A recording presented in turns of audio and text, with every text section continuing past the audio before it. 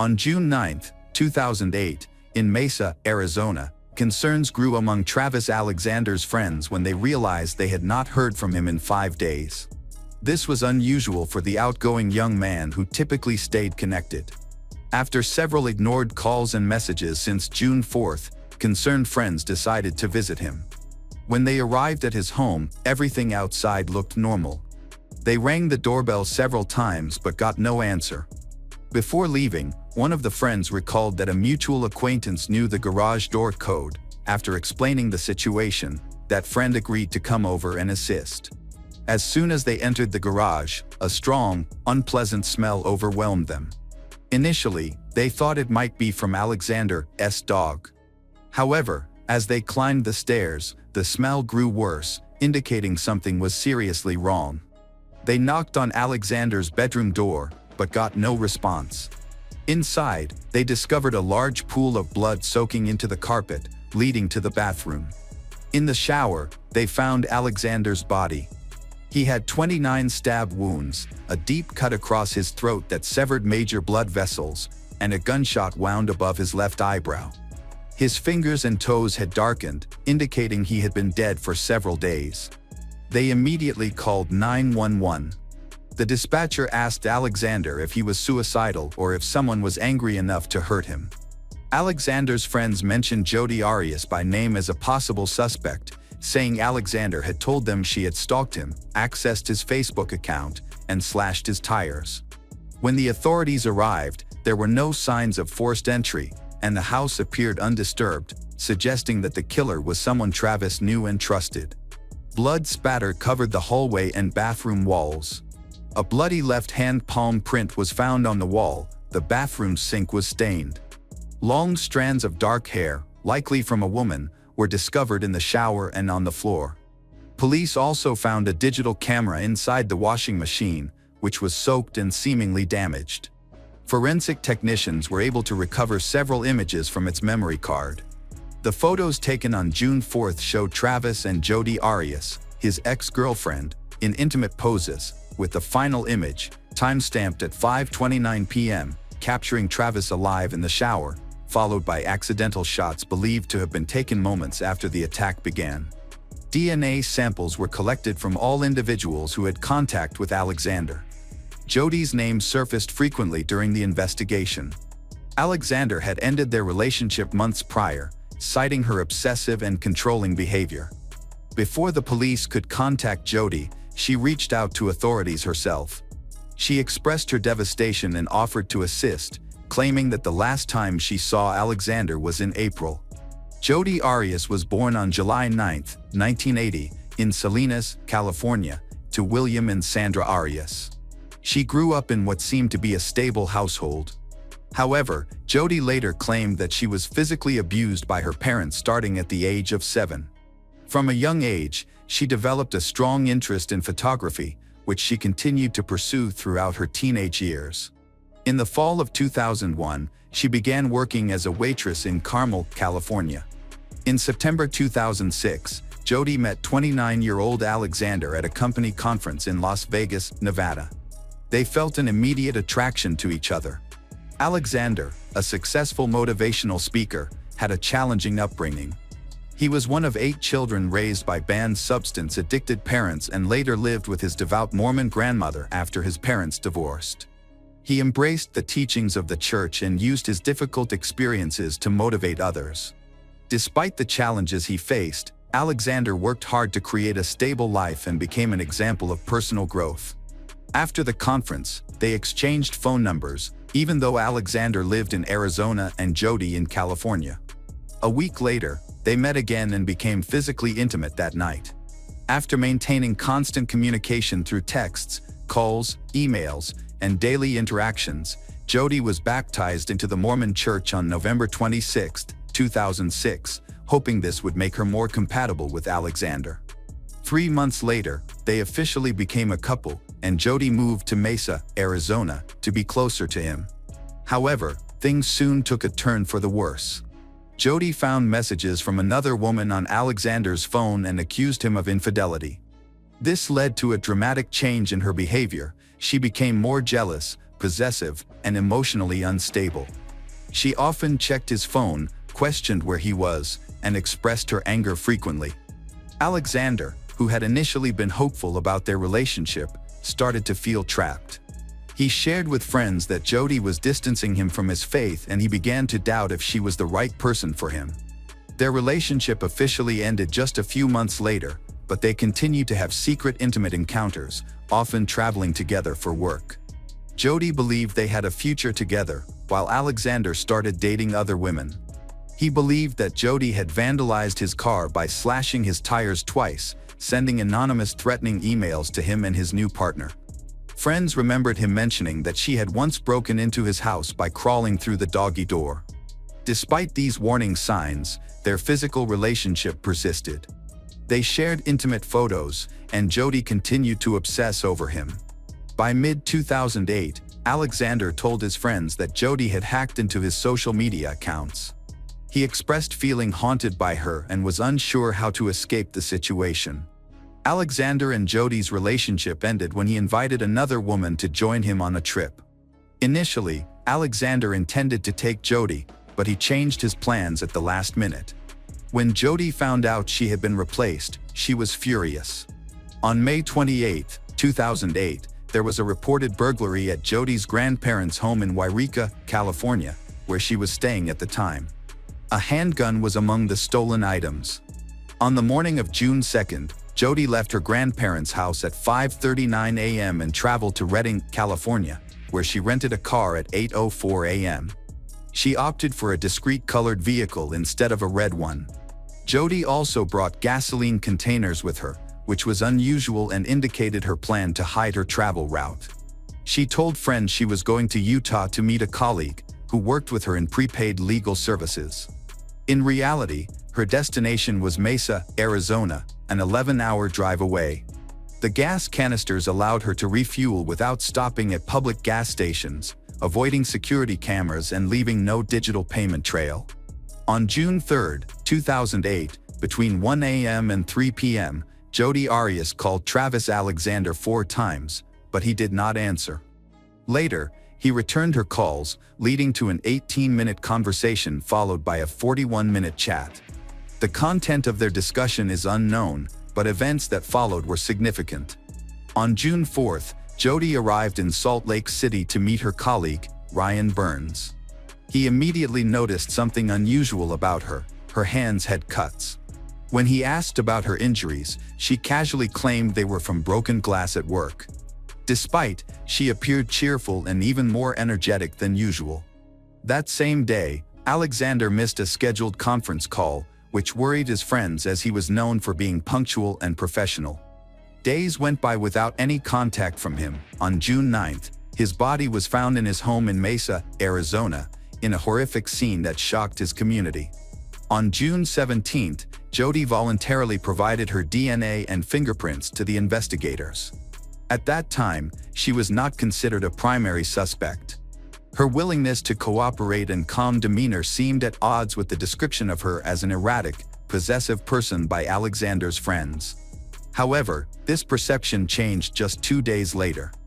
Forensic technicians were able to recover deleted images from Alexander's damaged digital camera. One of the final images revealed his bloody body on the bathroom floor, while another image seemed to show Jody's foot. When police reached out to Jody again, she denied being in Mesa at the time of the murder, claiming she was in Salt Lake City and that Ryan Burns could confirm her alibi.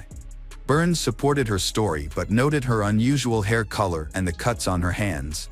However, lab results revealed more incriminating evidence. A bloody palm print at the crime scene contained DNA from both Jody and Alexander.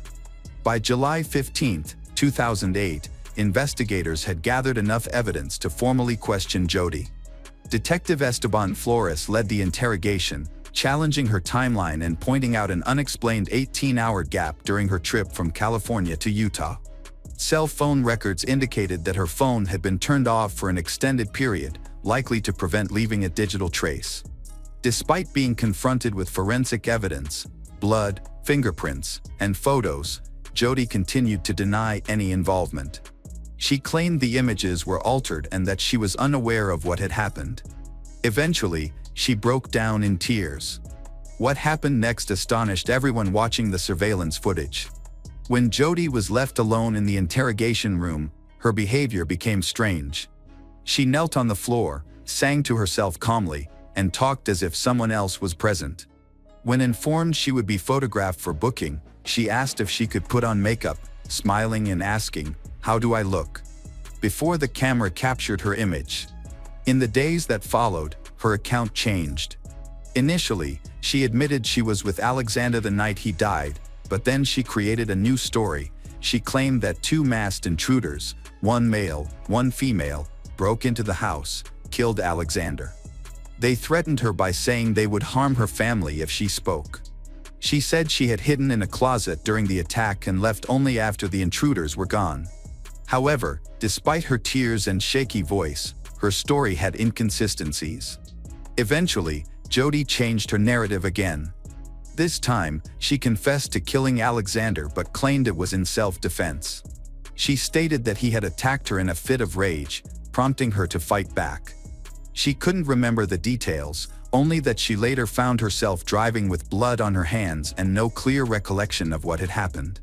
After killing Travis Alexander, Jodi Arias fled into the desert. During her escape, she stopped her car, changed her clothes, and threw the blood-stained clothes into a dumpster. She then continued driving toward her destination.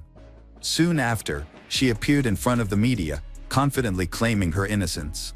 Jodi told reporters that the evidence would prove her guiltlessness and insisted that no jury could ever convict her. Despite her efforts to create an alibi, carefully plan her route, and eliminate any evidence of her actions, the reality of the situation was much worse than she expected. As investigators pieced together the events of June 4th, a disturbing sequence of actions unfolded. That afternoon, Jodi and Alexander were intimate, as they had been many times before, and took several pictures together. Afterward, Alexander went into the shower. While he was showering, Jodi retrieved a knife she had hidden in her clothing. Under the guise of continuing their photo session, she entered the bathroom. The last photo captured Travis sitting in the shower just moments before she attacked him. Jodi struck him with brutal force. He put up a struggle, as evidenced by defensive wounds on his hands. Bloodied and disoriented, he stumbled out of the shower towards the sink, coughing up blood and staining the counter. Despite his attempts to call for help, he couldn't get the words out. As he tried to escape down the hallway, Jodi followed him and repeatedly stabbed him in the back. She ultimately pulled his head back and slit his throat, leaving a large pool of blood on the carpet. In her attempt to drag his body back to the bathroom, Jodi pressed her bloody hand against the wall for support, leaving a crucial palm print that contained both her DNA and Alexander's. During the struggle, the camera they had used earlier fell over, capturing a blurry image of Jodi's foot next to Alexander's blood-soaked body. After witnessing him convulsing from his injuries, she fired a final attack into his forehead. The entire attack lasted approximately 2 minutes and 34 seconds. Jodi Arias's trial started on January 2013. Her defense argued that she acted in self-defense. She admitted to killing Alexander but claimed he attacked her after she accidentally dropped his camera. According to her, he became furious, hit her, and broke her finger. Fearful for her safety, she said she ran to his closet, took a gun she said was his, and fired in desperation. When he continued to approach her, she said she stabbed him but could not remember how or when it happened. The prosecutors disagreed, arguing that the evidence suggested her actions were planned and deliberate. Witnesses testified that she had borrowed gas canisters, indicating she intended to drive a long distance without stopping to avoid detection. Audio recordings and text messages showed a complicated and toxic relationship between Jodi and Alexander. While Jodi portrayed herself as a victim of abuse, the prosecutors pointed out her obsessive behavior and manipulative history. At one stage, she even accused Alexander of being a child abuser, a claim that lacked evidence and complicated the emotional context of the trial. To support her defense, Jodi's lawyers claimed she experienced memory loss due to severe psychological trauma. A clinical psychologist testified that she might have had an acute stress response, which could have triggered a fight or flight reaction that affected her memory. He indicated that she showed signs of anxiety resulting from long-term trauma. In contrast, the prosecution's psychologist diagnosed her with borderline personality disorder, describing her as emotionally unstable, manipulative, and prone to extreme, unpredictable behavior. During the trial, Jodi spent 18 days on the witness stand, often contradicting herself and displaying exaggerated emotions. The jury found her guilty of first-degree murder on May 8, 2013. All 12 jurors found her guilty of first-degree murder. 7 of the 12 found her guilty of felony murder. As the verdict was read, Alexander's family smiled and hugged each other. The crowd outside the courtroom began cheering and chanting. However, during sentencing, the jurors were unable to agree on whether she should receive the death penalty. The trial's aggravating phase began on May 15, 2013. The only witness was the medical examiner who performed Alexander's autopsy.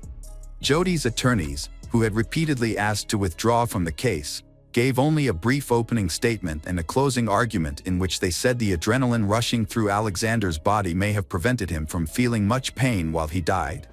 Prosecutor Martinez showed the jury photos of the body and the crime scene, then paused for 2 minutes to illustrate the time he claimed Alexander died. On May 23, during the sentencing phase of Jodi's trial, the jury could not reach a unanimous decision, leading the judge to call for a retrial for that part of the case. The jury eventually voted 8-4 in favor of the death penalty. After being dismissed, jury foreman Zavakos expressed that the jury found the decision regarding the death penalty to be very challenging and were frustrated that their work resulted in a retrial. On October 21, 2014, Jodi Arias's retrial started with opening statements and an evidentiary hearing. During the first trial, the prosecution's witness, Amanda Webb, had been called to counter Jodi's claim that she returned a tank of gas to Walmart on May 8, 2007. However, she admitted she was unsure if all the store's records had been transferred after its relocation. The trial resumed in January 2015. Experts from the Mesa Police revealed that Alexander's laptop contained viruses and adult content, which contradicted testimonies from the first trial in 2013. Jury deliberations began on February 12, 2015. On March 2, 2015, the jury informed Judge Stevens that they were unable to reach a unanimous decision. Jodi's attorneys requested a retrial. Judge Stevens denied this request, provided the jury with additional instructions, and instructed them to continue their discussions. By March 5, 2015, Judge Stevens declared a retrial because the jury, after deliberating for about 26 hours over 5 days, had reached a deadlock with an 11-1 vote in favor of the death penalty. The 11 jurors who supported the death penalty tried unsuccessfully to have the lone dissenting juror removed, claiming she was biased. By this time, the total cost of Arias's trials had reached approximately $3 million. Sentencing for Jodi Arias was set for April 7, 2015. Judge Stevens had 2 options: life in prison without the possibility of parole, or life with the possibility of parole after 25 years. On April 13, Stevens chose to sentence Arias to life in prison without the possibility of parole. In June 2015, after a restitution hearing, Jodi was ordered to pay over $32,000 to the siblings of Alexander. Her attorneys argued that this amount was about 1/3 of what had been requested. On July 6, 2018, Jodi's current attorneys, Margaret M. Green, also known as Peg Green, and Corey Engel, filed a 324-page appeal to the Court of Appeals, seeking to overturn her murder conviction. On October 17, 2019, her attorneys argued that the conviction should be overturned because the prosecutor, Martinez, had acted improperly during the trial, contributing to a media frenzy that affected the trial's outcome. However, on March 24, 2020, the court ruled that despite the prosecutor's egregious misconduct, Jodi Arias had been convicted based on overwhelming evidence of her guilt, and they upheld the conviction. Finally, on November 4, 2020, the Arizona Supreme Court decided not to review the case. As of 2023, Jodi is incarcerated at the Arizona Department of Corrections, located at the Arizona State Prison Complex Perryville. She began her sentence at the complex's maximum security Lumley unit.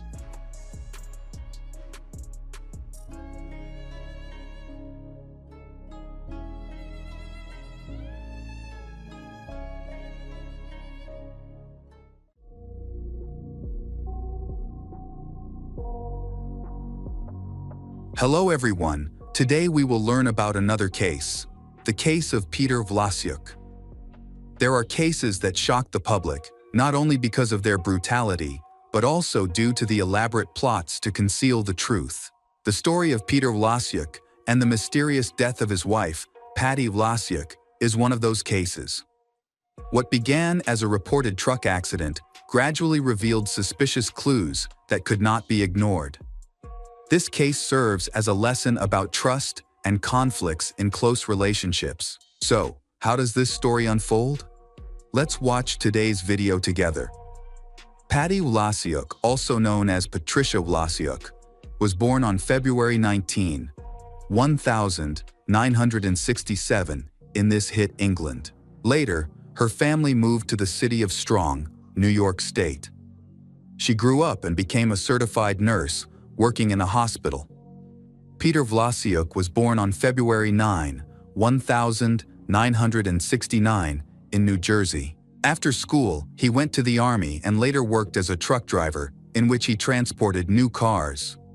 When Peter was visiting relatives in Sydney, he met Patty. He moved to this area, and the couple eloped to Las Vegas in 1996. Peter got married to Patty, who at that time was already a mother from a previous marriage. The Vlasiuk family had 3 daughters, Ashley, Jolene, and Rebecca. In 1997, they bought a house with a swimming pool and opened their family business, Bar Angel. Peter worked enthusiastically on the design of the establishment, creating a dance floor with wood and a stage on which various musical groups performed. Things in the family were going well. The bar was very popular with local residents. Peter loved to flirt with visitors to the bar, and there were rumors that he had affairs on the side. Peter loved to give gifts to please Patty, and on her 35th birthday, he gave her a new ultra-modern stethoscope and tonometer, arranging a great party.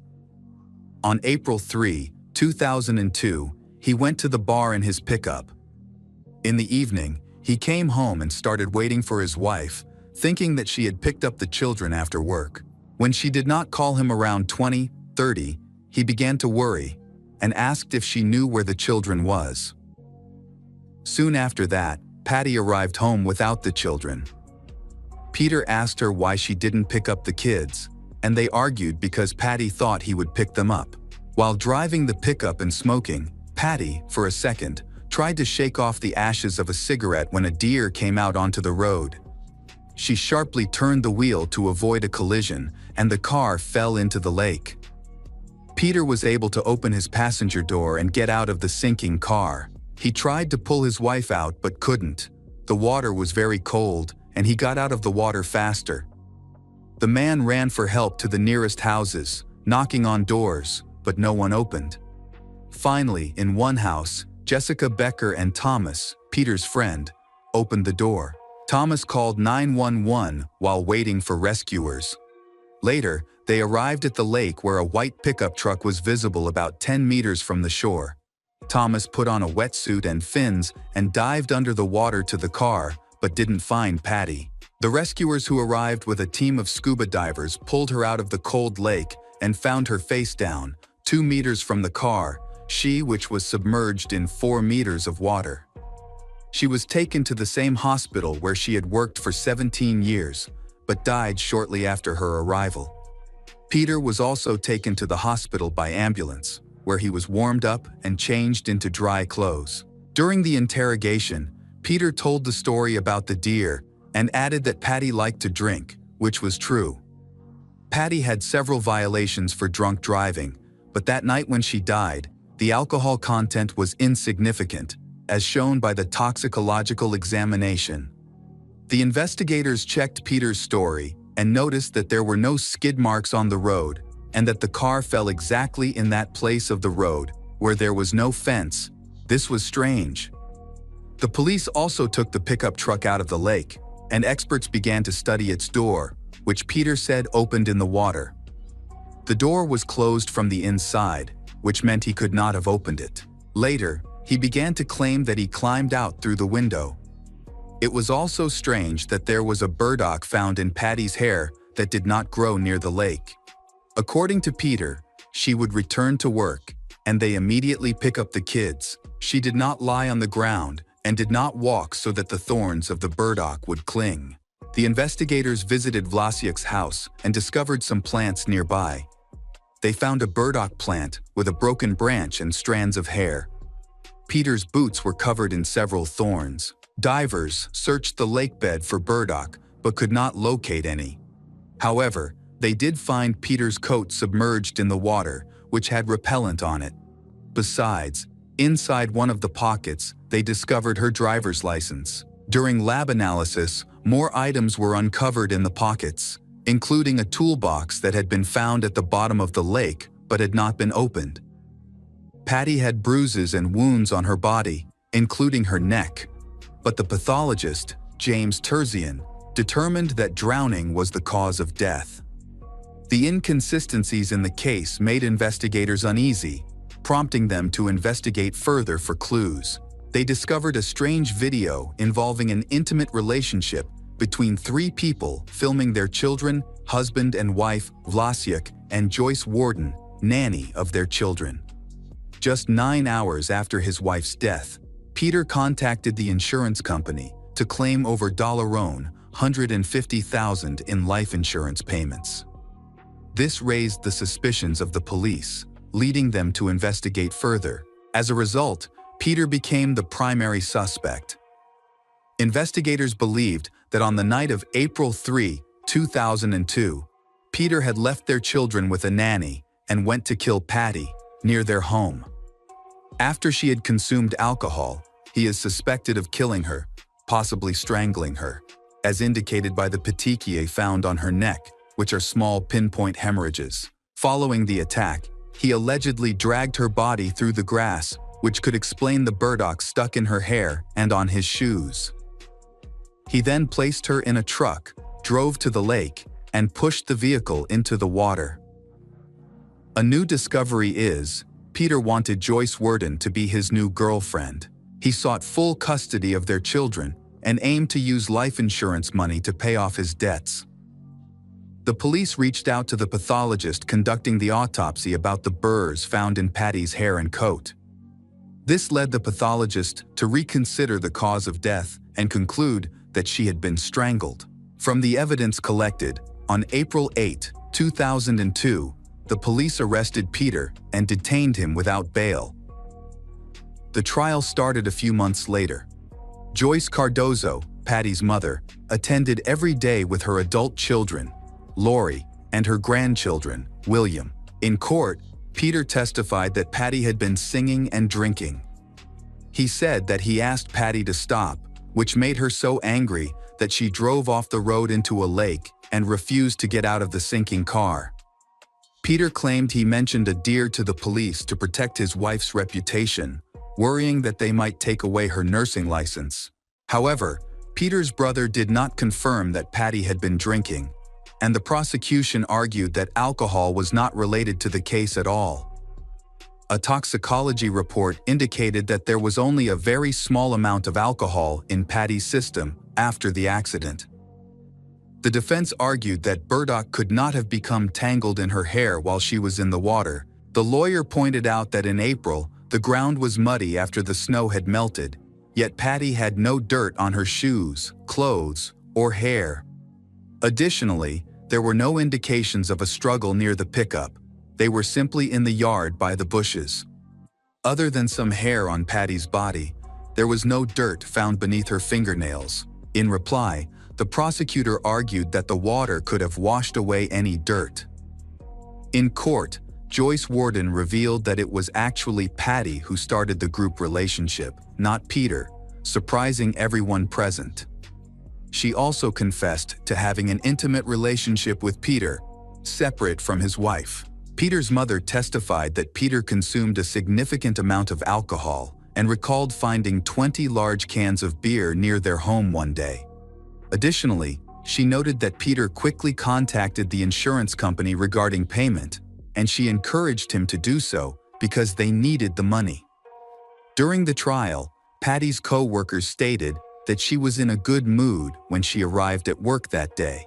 However, in the afternoon, she had an argument with her husband, which left her very upset. Her colleagues suggested that she should divorce him, but Patty insisted that she still loved him. One co-worker claimed that Patty told her Peter had threatened Patty with a gun during the argument. Additionally, a neighbor living near the Guilford Lake, Jessica Becker, testified that when Peter rushed to their house for help, his hair was dry, even though he had supposedly just come out of the water. A regular at the bar also testified in court that Peter once boasted about being able to make murders appear accidental.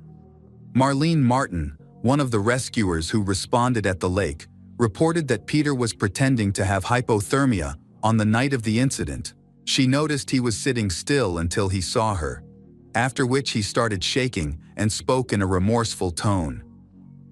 The medical examiner for the prosecution stated that Patty had no water in her lungs, suggesting that she may have been choked before entering the water. Chief pathologist Safa Naman supported this conclusion. The jury convicted Peter, sentencing him to life in prison with the possibility of parole after 25 years. In the courtroom, many people, including law enforcement officers and Patty's sisters, embraced and shook hands.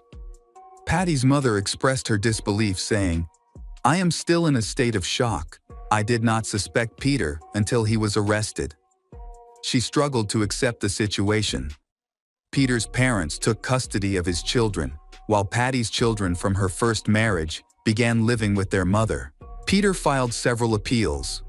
In one interview, he expressed frustration about being unable to obtain justice due to his lack of wealth, in spite of 2 of his appeals were accepted. Peter decided to change his lawyer because he felt the previous one was not effective, and he even hired a private detective. David Burrs, the detective, had 34 years of experience in the police force and understood the system well. He discovered some inaccuracies and irregularities in the police's handling of the case. Burrs believed that 1 or more police officers might have engaged in misconduct or interfered with the investigation.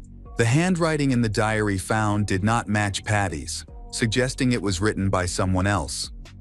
He also realized that some defense witnesses had not been called during the first trial. One of these was forensic pathologist James Terzian, who concluded that the cause of death was drowning. During the second trial, Dr. James Terzian testified for the defense, raising some questions about the case details. In response, the prosecution brought in another pathologist, Michael M. Baden, to support the original findings of the first pathologist. Baden claimed James to have performed thousands of autopsies, including numerous drownings. But James had only handled 2 drowning cases in his career. The lawyers also presented photographs taken near the lake, demonstrating that burdock plants do grow in that area. Despite the jury's divided opinions during deliberations, they ultimately found Peter guilty once more. He received a life sentence, with the possibility of parole after 25 years. In September 2011, Peter filed an appeal, claiming that his lawyer was ineffective and pointing out mistakes made by the prosecution. He also requested to change the trial's location to ensure that the new jury would not be aware of his previous convictions, allowing them to be more impartial. However, it was revealed that the last jury was aware of his prior guilty verdicts, which may have influenced their decisions. In December 2011, the appellate court approved Peter's appeal, but the trial venue remained unchanged. In June 2012, the third trial commenced. A private detective had spent 15 years investigating Peter's case and strongly believed in his innocence. Alongside Peter's lawyer, they gathered numerous arguments to support him in court. During this trial, there was a significant clash between the prosecution and the defense. The prosecution argued that if Peter had lied about his wife swerving on the road to avoid a deer, then he must be lying about everything else. In contrast, the defense contended that Peter was trying to protect his wife, as a sixth drunk driving charge could cost her nursing license. The pathologist's third report originally indicated drowning as the cause of death, but was later revised to strangulation after considering the presence of burdock. He noted evidence of lung singeing and observed that there was insufficient water to support drowning. James A., on the other hand, maintains that Patty died of drowning. However, after analyzing the lungs and their weight, James concluded that the water content was inadequate to confirm drowning. The ambulance report stated that during the assistance to Patty, a lot of water was pumped out of her, and in the intensive care unit, it took 45 minutes. The prosecution argued that since there were no burdocks in the lake, it is likely that Patty was killed near her house, where burdocks were present, and then her body was disposed of in the water. In contrast, the defense pointed out that there were no signs of a struggle in the courtyard of Wlasiuk House. Simultaneously, no defensive wounds on Patty, and no dirt or DNA from her husband found under her nails. Furthermore, her white shoes and clothing remained clean, suggesting that water alone could not have washed away any potential dirt. An expert for the prosecution stated that the pickup truck entered the lake slowly, suggesting it was pushed rather than driven off the road quickly, as there were no skid marks present. In response, a defense expert challenged this claim, alleging that the prosecution's experts had made errors and presented photos that showed skid marks on the road. The prosecution maintained that Patty had almost no alcohol in her system, while the defense presented toxicology reports indicating she was intoxicated and had a history of multiple drunk driving offenses. Reply: the prosecution argued that witnesses who came forward claimed Peter's hair was dry while his body was wet, which contradicts earlier statements that he was wet all over. They also pointed out that hair belonging to Patty was found on the burdocks in the yard, indicating that the crime took place there. In response, the defense contended that it is normal for a homeowner's hair to be found in the yard and suggested that the wind could have carried it there, highlighting that there were no signs of a struggle. The prosecution argued that Peter had placed the pickup truck near the recall, while the defense contended that leaving her in such an obvious location was illogical. They claimed that if Peter had intended to harm Patty, he would have been more likely to put her in the cabin and use a seatbelt to pull her to the bottom of the lake. Patty was discovered in the water outside the car, indicating that her husband attempted to rescue her by pulling her out but could not get her to the surface. End of trial. Peter was sentenced to life in prison, but he could be eligible for early release after 25 years. The judge described him as a dangerous individual who poses a threat to society. In 2016, Peter's appeal was rejected, and he continued to serve his sentence. His oldest daughter visited him during this time. The case attracted significant public interest, leading to a group of supporters who believed he was innocent. Heather, a girl, discovered information about Peter while studying criminal law through social media. In 2015, she volunteered to assist him by sending a postcard. Although she worked hard to help him seek justice, all of his subsequent appeals were denied. A year later, Peter and Heather got married in prison. She expressed that their relationship was challenging and not for the faint of heart, but she had faith in him and planned to be with him no matter where he was. The couple believed that there was a conspiracy by law enforcement against Peter, claiming that some water was deliberately removed from the lungs before the autopsy. They think Patty had influential relatives who may have affected the outcome of the case. Her cousin worked in the district attorney's office, and her mother was a senior hospital prosecutor. At that time, the prosecutor needed to secure a conviction to boost their chances in an upcoming election for a judgeship, and this case helped them achieve that goal. Peter and Heather felt that Peter was simply unlucky and a victim of the situation. To support Peter, Heather created a fundraising page and a social media account to raise awareness about the case. Despite her efforts, Peter is still incarcerated at the Coxsackie Correctional Facility. In March 2027, he will be eligible for parole. The tragic case of Patty Wlaszczak is a chilling reminder of the potential darkness that can exist behind closed doors, even in seemingly ordinary lives.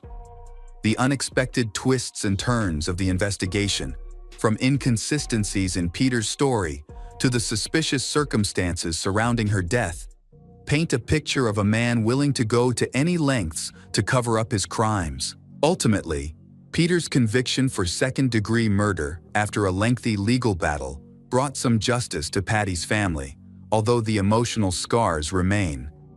The case not only underscores the importance of a thorough investigation, but also highlights the difficulty of uncovering the truth when the perpetrator is someone close to the victim. Thanks to the persistence of the authorities and the resilience of Patty's family, justice was finally served, bringing closure to a story that might otherwise have faded into darkness.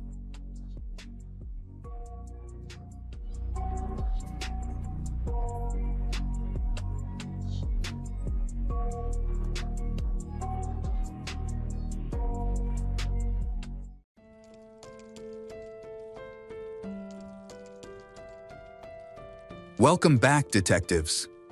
Let's dive into another horrible case. The case of Heather Rich. We all experience youthful adventures, a rebellious spirit, and the transition into adulthood. However, for some, adolescence can become perilous. In the remote southern region of Oklahoma, USA, lies a quiet town named Waurika. This small community has around 2,000 residents, where everyone knows one another, and life is calm and steady. In the fall of 1996, the Rich family lived in Oklahoma. Mom Gail, Dad Dwayne Rich, and their 4 children, 3 boys, and a girl named Heather. At the time, Heather was a sophomore in high school. She was an excellent student and cheerleader, known for her beauty and ability to attract attention. Heather was kind, but had a rebellious streak in her teenage years. On the evening of October 2, 1996, an argument broke out between Gail and Heather. They discussed a phone bill that cost the family $300, which upset Gail's mother, who disapproved of Heather's spending habits. Dwayne, the father, on the other hand, remained calm about the situation. Gail explained to Heather that due to the family's difficult financial situation, she could not afford to pay the large monthly bills. Dwayne, an electrician, had suffered severe burns from a transformer explosion and required extensive medical care and skin grafts. He was unable to work and support the family, forcing Gail to take on additional work to make ends meet. Every dollar was important, especially since Dwayne was about to undergo expensive surgery. Gail wanted Heather to learn the value of money and the importance of being self-sufficient, but Heather struggled with this, leading to a serious argument between them. After things calmed down, Heather went to bed. She stopped by the living room to say goodnight to her father, but walked past her mother in silence to express her resentment. The next morning, October 3, Gail woke everyone up for breakfast, as was their usual routine. However, Heather did not come down for breakfast. Gail believed that it was because Heather was angry due to the events of the previous night. Gail hoped that when Heather was hungry, she would come down to eat. But after a while, Heather still did not appear. Gail went up to check on her in her room. Gail was surprised to find the room empty. At that time, cell phones were not common, and Heather did not have a phone. Worried, her parents called one of Heather's friends, but no one knew where she was. This behavior was unusual for Heather. She had never run away before and didn't have any mental health issues. She always took care of her appearance and wouldn't leave the house for long without changing clothes or doing her makeup. With all her belongings still at home, worried Gail and Dwayne immediately went to the sheriff's department in Wow to report their daughter missing. Gail explains their argument from the previous day, when Gail expressed her frustration over the large phone bill, which was a significant burden on the family. and Heather appeared stubborn and determined not to admit her mistake. The sheriff tried to reassure the parents by comparing the situation to a typical teenage runaway, especially after an argument with her mother. However, this behavior was unusual for Heather, who usually tried to find a compromise even after a disagreement. The sheriff explained that most runaways returned home after a period of time. They suggested to the parents that Heather might have returned while they were at the sheriff's office. The police told Gail and Dwayne that Heather would need to be missing for at least a day before they could officially declare her missing. Since that time had not passed, the police could not accept their report. Frustrated and worried, Gail and Dwayne believed that something was wrong and that their daughter was in danger. They began searching all over town, starting with Heather's closest friends. One of these friends was Randy Wood, a 17-year-old boy who was the captain of the school's football team. He had dated Heather, but they had quickly broken up and agreed to remain friends. Importantly, he was one of the boys responsible for Heather's large phone bill. When asked about Heather's whereabouts, Randy said that he did not know where Heather was or what had happened to her. Gail then decided to contact another friend of Heather's, a 17-year-old high school student named Joshua Luke Bagwell, whom Heather had just started dating. When Gail called, Joshua's grandmother answered and said that he was resting after a party. She wanted to let him sleep and refused to wake him up to take the call. Joshua's grandmother said she was cleaning out the trailer in their yard where the school children had played the night before. When the mother asked about her daughter's disappearance, she said she didn't know. Relatives then searched the area for any sign of Heather. After a day of unsuccessful searching, her parents returned to the police station, and eventually the police joined the search effort. By October 10, a week after the search began, no useful information about Heather had been found. Given the amount of time that had passed, few people still held out hope of finding her alive. When searchers reached the area near the Texas border, a body was found floating face down, partially submerged in muddy water. Observers from a bridge noticed that the body was covered in mud, making it difficult to see in the murky water, as if someone had deliberately obscured it. When a diver finally recovered the body and brought it to shore, it was observed that the body had been severely mutilated with multiple gunshot wounds. A forensic examination was conducted. Experts later determined that the victim had been shot 9 times at close range. The condition of the body was horrific, with many serious cuts. During this time, there was only one missing person in the area, so Heather's parents were asked to identify the body. They only recognized their daughter through the ring on her finger, an engraved piece of jewelry that her mother had given her. Later, dental records confirmed that it was indeed Heather's body. The news of her death quickly became the talk of the town the next day. Within hours, the entire village knew about the case. Randy Wood also heard the shocking news that same day. It just so happened that Randy had been crowned king of several football seasons that day. It was expected that there would be a big celebration after the game. However, Randy was deeply affected by what had happened to his ex-girlfriend Heather. He then went to the bridge and stared at the spot where Heather's body was found for a long time. In fact, he knew more about the situation than he had shared with Heather's parents. The investigation quickly led the police to Randy and some of his friends. One of them is the son of wealthy parents. The second is the best football player in school and captain of the team. The third is an ambitious criminal from the streets. As soon as the police got involved in the case, they spoke to Heather's parents. By that time, Gail had contacted several of Heather's friends and acquaintances.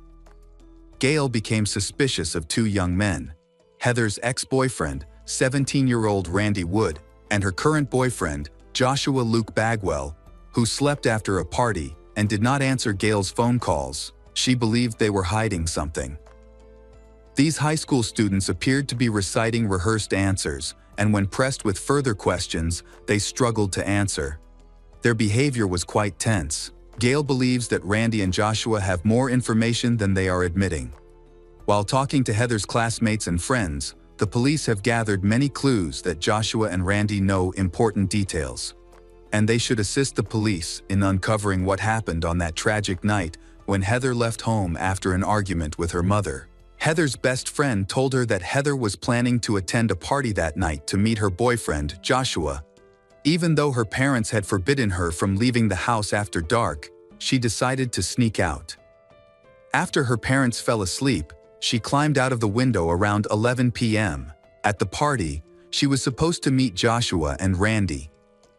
Joshua came from a wealthy family and always arrived in fancy cars and dressed better than his peers. Randy comes from a humble family, but his athletic talents make him as popular as his wealthy friend Joshua. Randy is an attractive young man who is admired for his ability to play football at a professional level. Randy has earned the position of captain of the team through his skills and is recognized as the best player in town. Randy and Joshua are close friends. They often spend weekends driving Joshua's car along country roads. They often hang out with girls and drink frequently and smoke occasionally. There were few places for teenagers to hang out in the city, so they found their own ways to have fun. Heather, along with a friend, experimented with drinking and hanging out with popular boys. The night before she disappeared, she left home to spend time with them. On September 27, 1996, just 5 days before Heather went missing, Heather and another cheerleader were found in the hallway of the stadium with marijuana and smoking paraphernalia. It was also revealed that Heather had been drinking alcohol.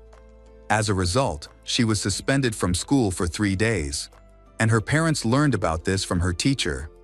They were upset, as they never expected their 16-year-old daughter to engage in such dangerous behavior. Heather explained that curiosity led her to try these substances. She promised her parents that she would stop. Her parents became increasingly concerned about why she had chosen this path, as she was an excellent student and athlete. Although her parents believed her promise to quit, they found it difficult to confirm whether she was telling the truth. Bad habits may have played a direct role in her death. Police focused on Joshua and Randy to uncover the events at the party before Heather disappeared. Randy said he and Joshua had been in a trailer behind Joshua's house, where they spent the evening playing and drinking. However, both insisted they had not seen Heather that night, which raised the police's suspicions. The two young men told their stories in identical, almost rehearsed ways, they showing little emotion. This behavior led police to suspect that the teens were not telling the truth. At this stage, the police lacked evidence linking Joshua and Randy to the crime. However, their unusual behavior raised suspicions of their involvement. As a result, both young men became prime suspects, prompting a closer look at their backgrounds, their connection to Heather, and the events of that night's party. The autopsy revealed new insights, particularly regarding the number of shots fired at Heather. Remarkably, even police handguns typically only held 8 rounds. This begs the question, why reload the gun to fire another shot when the person was clearly dead? The second notable detail was the type of ammunition used to kill Heather. The killer chose Winchester double-shot. These bullets were quite rare and could only be purchased from one store in the city. Police checked the store's receipts and discovered that just before the murder, only one person had purchased this type of ammunition.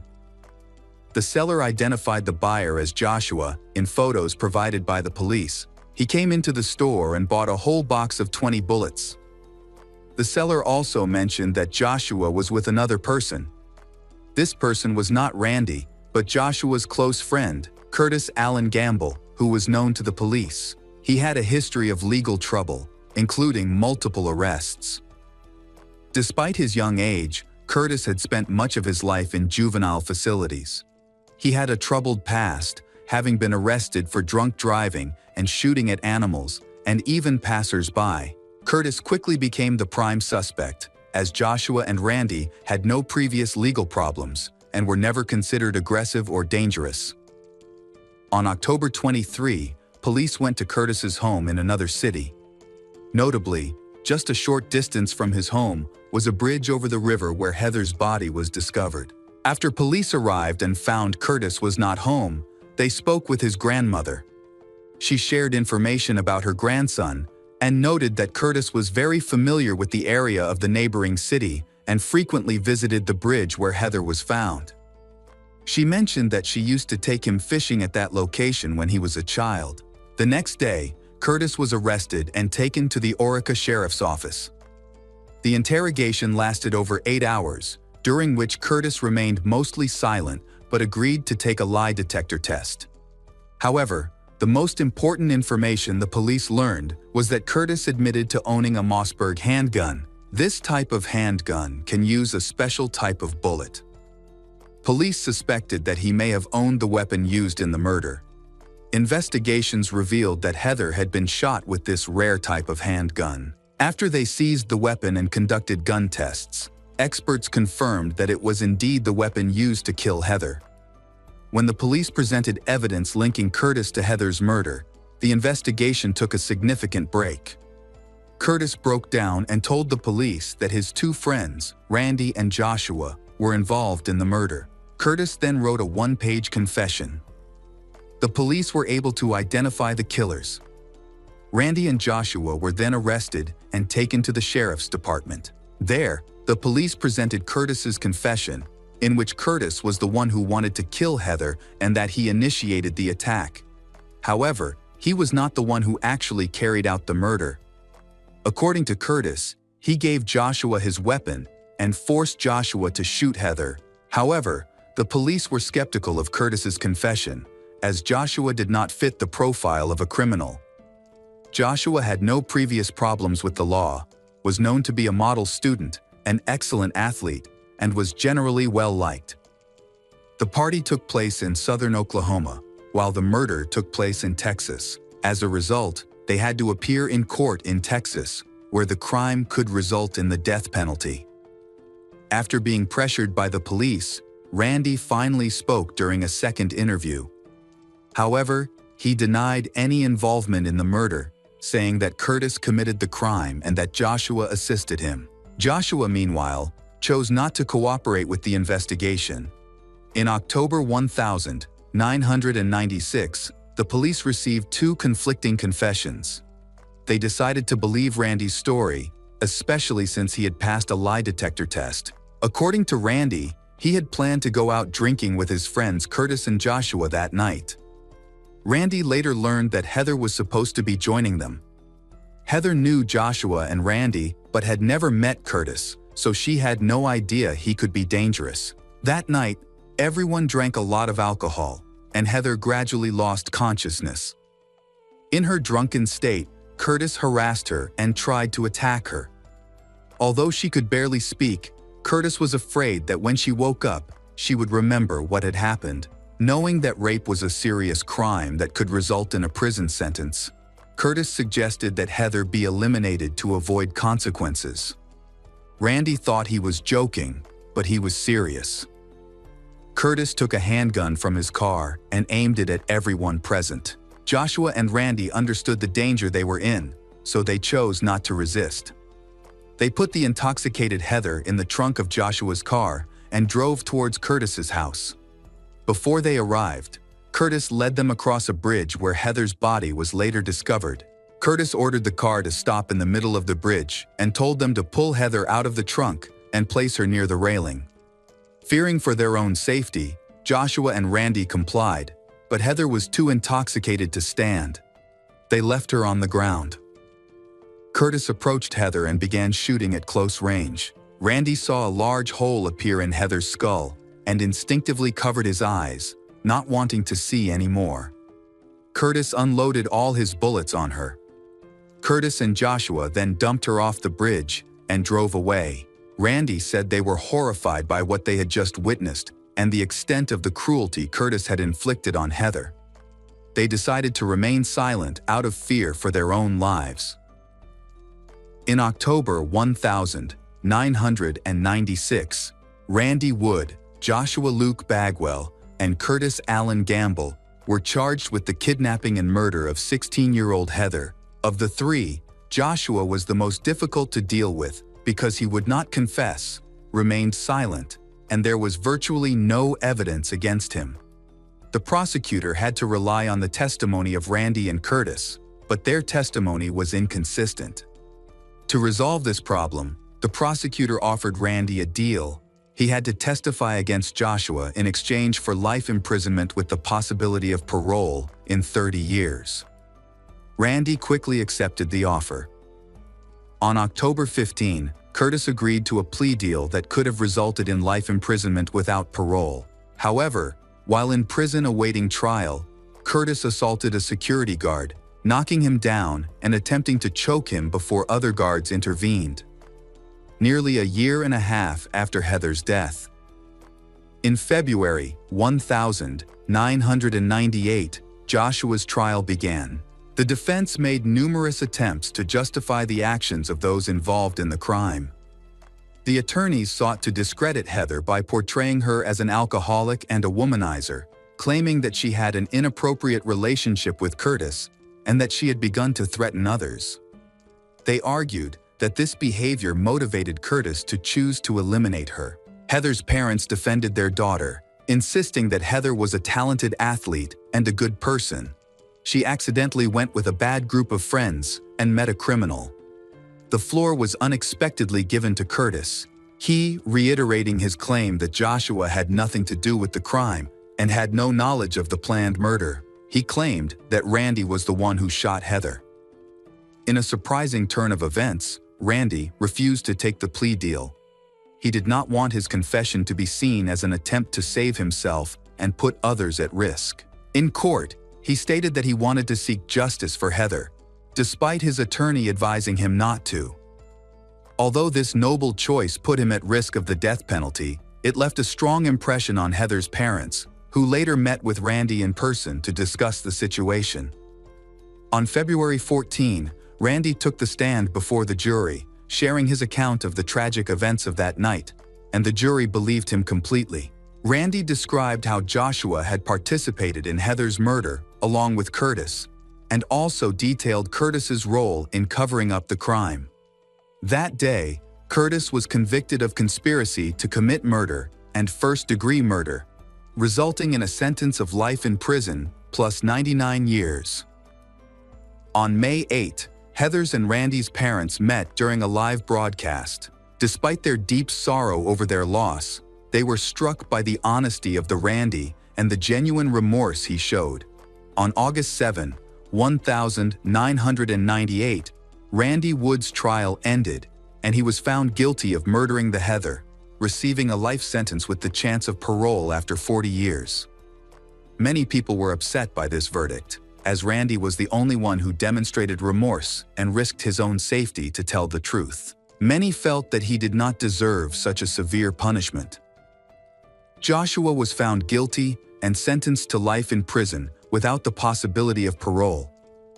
He was placed in the same correctional facility as Curtis. In January 2002, both men made a bold escape at night and evaded capture for 10 days while hiding in Texas, prompting a national alert. Eventually, they were caught and returned to prison.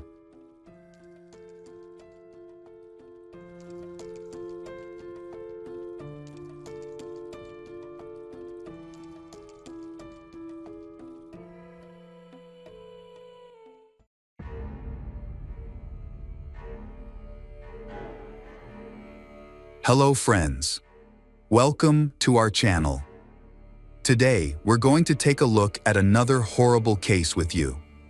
The case of Eve Stratford. Eve Stratford was born on December 28, 1953, in Dortmund, West Germany, to parents Albert and Liza Stratford. Her mother was German, while her father was a British doctor who met in the 194 Eros. The family traveled the world, eventually settling in Aldershot, a small town in southeast England. Her younger brother was also born there. During her childhood, Eve won 3 beauty contests and dreamed of becoming a model who would feature on a popular magazine cover. In 1972, at the age of 18, Eve met Tony Priest, a young musician and lead singer of a band called Onyx. They believed that moving to London would boost their chances of success. In 1973, Eve, Tony, and 3 other band members relocated to Leighton in East London. They rented a 4-bedroom flat and lived together. Due to their limited finances, they struggled to make ends meet and slept on old mattresses on the floor instead of beds. Eve Stratford had the ambition to succeed in the modeling industry. Shortly after moving to London, she found a job at the Playboy Club in Park Lane, thanks to a friend's recommendation.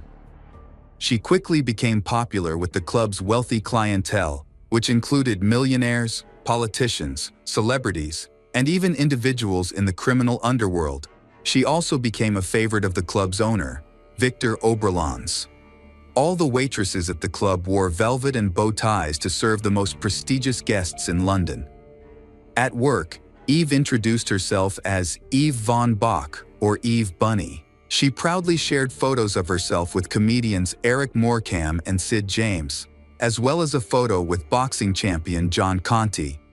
She mailed these photos to her parents and felt proud of herself, but she always dreamed of more. In 1975, at the age of 21, Eve applied to be a Playboy cover model, but was rejected. However, fortune smiled upon her when she received an invitation to pose for the cover of Mayfair, Playboy's British rival. Adopting the pseudonym Eve Von Bach, she appeared topless on the cover, and inside the magazine there were 9 pages of interviews with her, along with a large poster of her completely naked.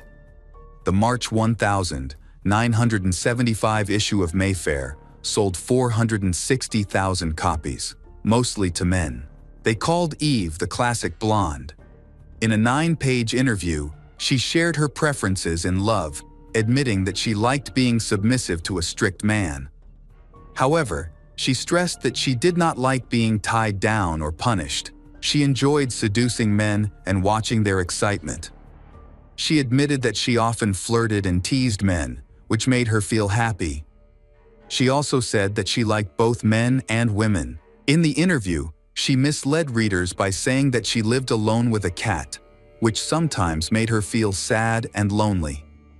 The nude photo shoot made Eve's boss, Victor Oberlans, very angry.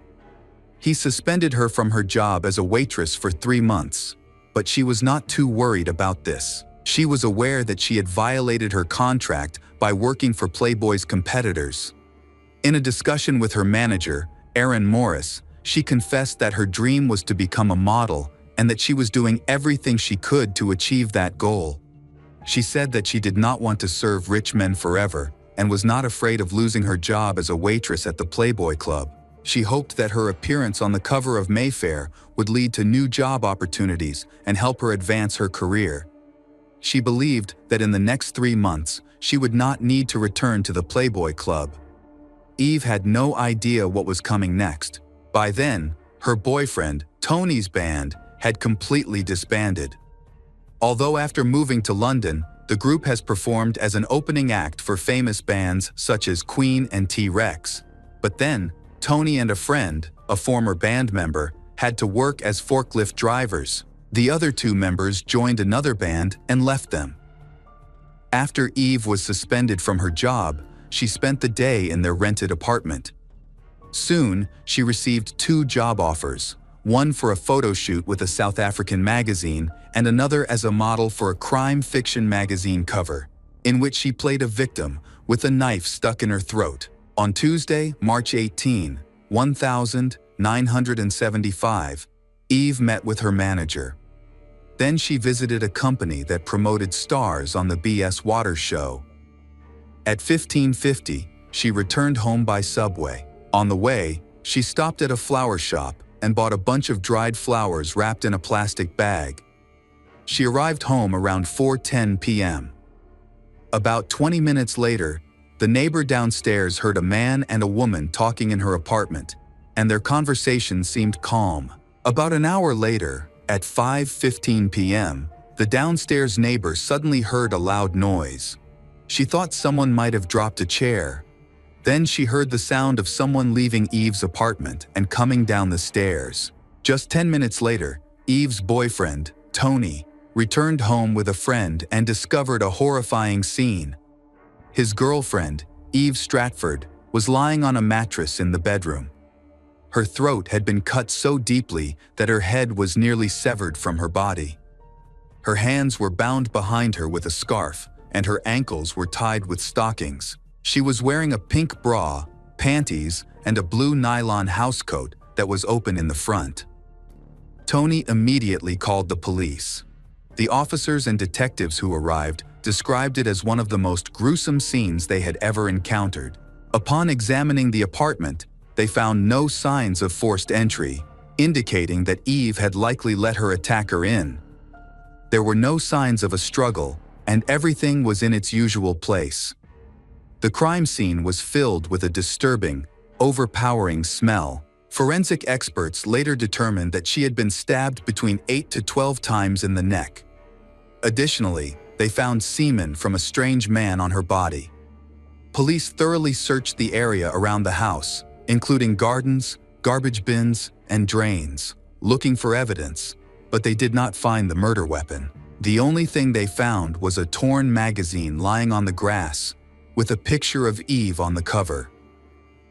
Detectives believe that the killer saw her picture in the magazine, found her address, and followed her to commit the terrible acts.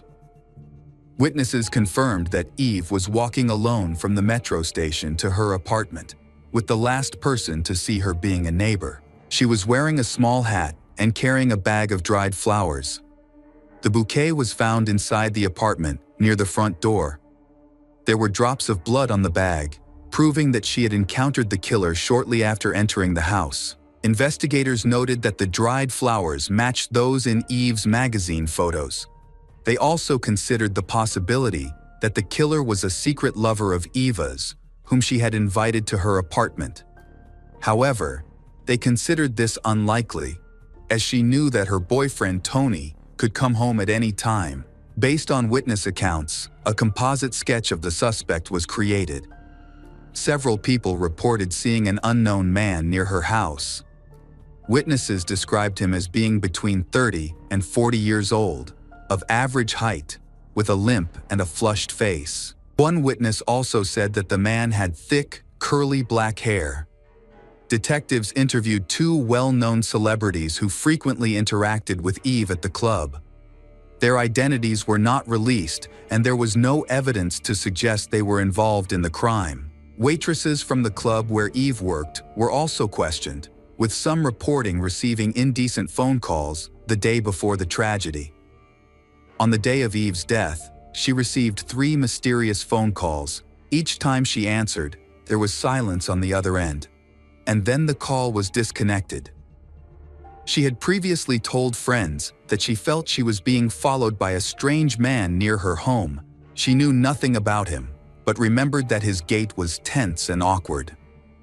After the tragedy, Mayfair editor David Brenner refused to speak to the police. He only answered their questions by phone and claimed that he had never met Eve in person. Another individual involved in the case was Lebanese businessman Abdullah Kawaj, who dined at the Playboy Club daily. He had feelings for Eve and referred to her as his girlfriend. It is reported that they had a very close relationship and that Abdullah was involved in the criminal world. A waitress said that when she informed Abdullah of Eve's death, he cried at the table.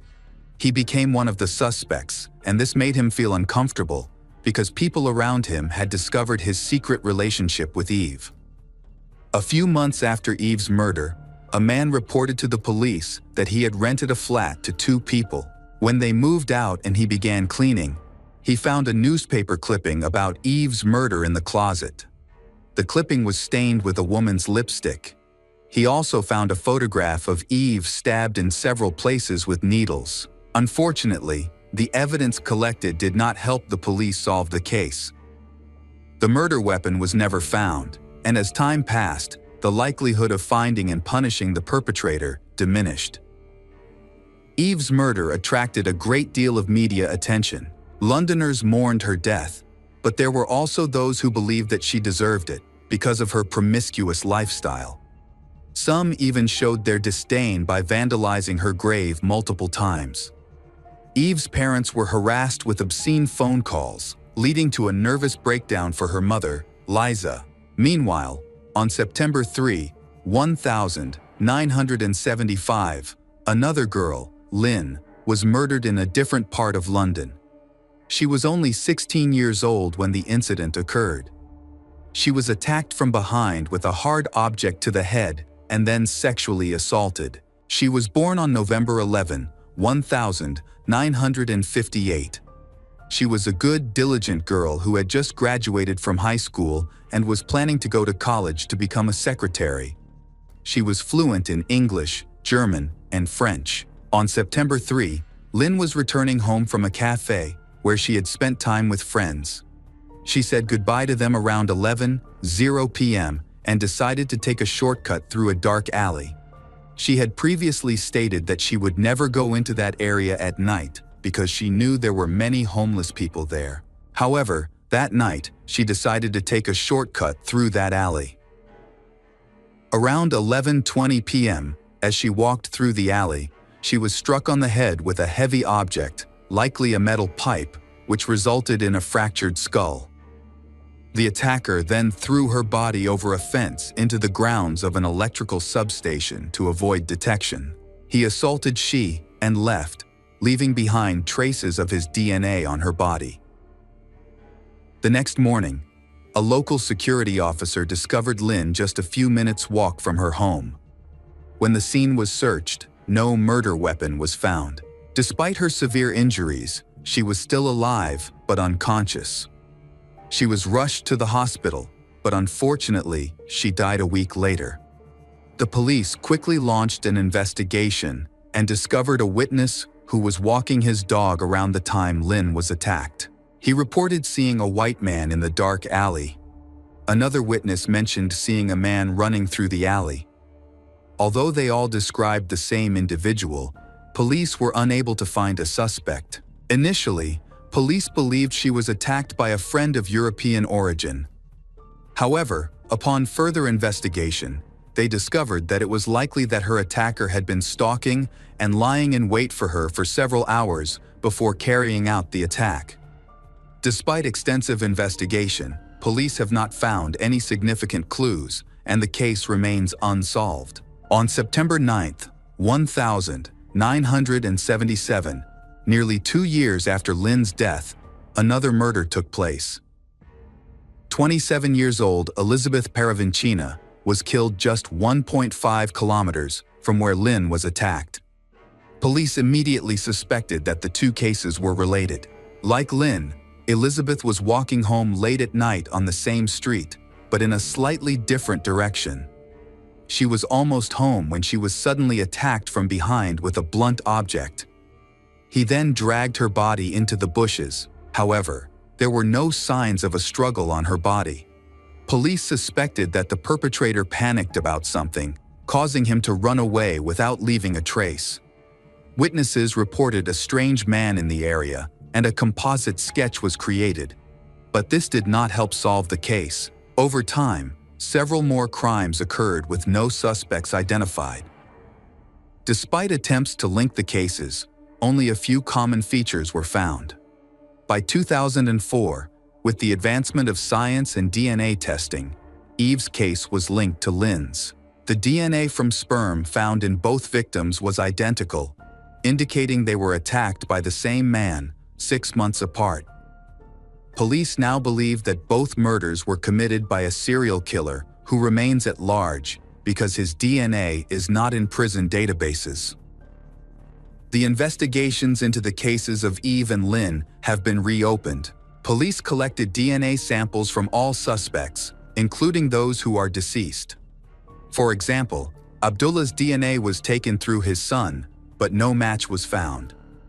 In 2015, on the 40th anniversary of Eve's murder, police appeared on television appealing for information and offering a $50,000 reward for information that could lead to the capture of her killer. Crucially, prior to 995, DNA was not collected from people who had been in prison. This means that the perpetrator may have been arrested and imprisoned for other crimes before. It is possible that he shared information about his crimes with someone. Police have sought information from psychiatrists, inmates, and prison guards regarding the girls' murders. In 2020, former officer Chris Clark claimed that serial killer Peter Sutcliffe was responsible for at least 30 additional cold cases, including Eve's murder.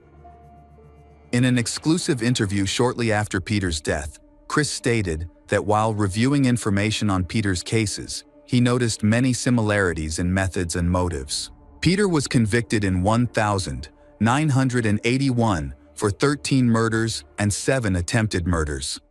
Before his arrest, he was married and worked as a truck driver, frequently traveling across England. It was discovered that he had been in the vicinity of Eve's home for a relative's wedding. The wedding took place on Saturday, March 22, 1975, just 4 days after Eve was murdered. At that time, Peter was 29 years old.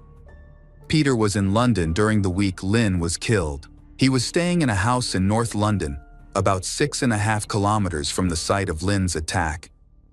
Peter died in 2020 at the age of 74. Unfortunately, the police were unable to collect a full blood sample before his death. Currently, the national database only has swabs from his mouth and hair. His records indicate he is likely responsible for multiple attacks on women from 1969 to the 1980s. Aside from the 20 proven cases, the remaining cases are just police speculation.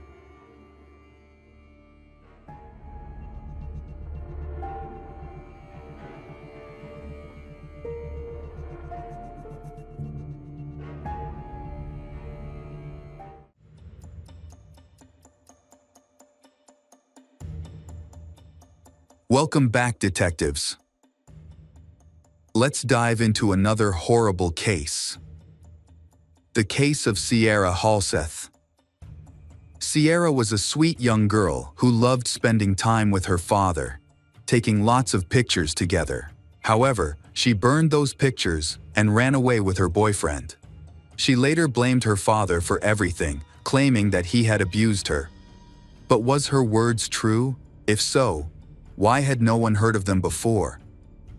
Here is the full story of Sierra Halseth, her sudden change in behavior, and the tragic death of Daniel Halseth.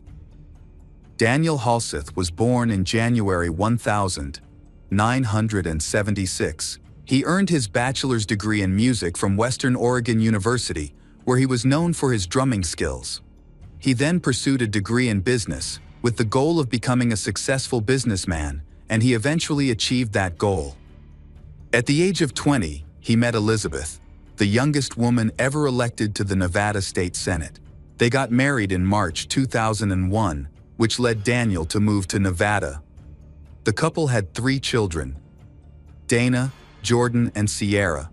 They settled in Las Vegas because Daniel found a job there, but the family was not happy for a long time. 10 years after their wedding, Daniel and Elizabeth divorced. In October 2011, Daniel was arrested after Elizabeth accused him of trying to force her to have sex, even though they were still legally married. A month later, he filed for divorce, accusing Elizabeth of cheating on him. Sierra's siblings were still young when their parents divorced, but the family's troubles continued. Daniel and Elizabeth both remarried quickly. Despite this, Daniel and his ex-wife Elizabeth maintained their relationship for the sake of their children and even maintained a joint bank account.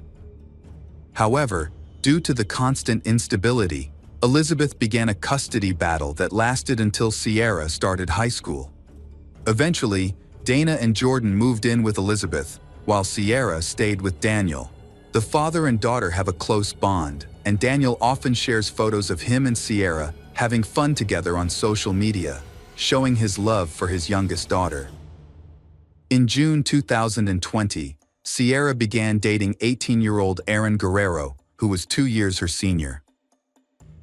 Unlike typical high school relationships, their relationship progressed quickly. They began making alarming plans for the future, including robbing their parents and running away to California.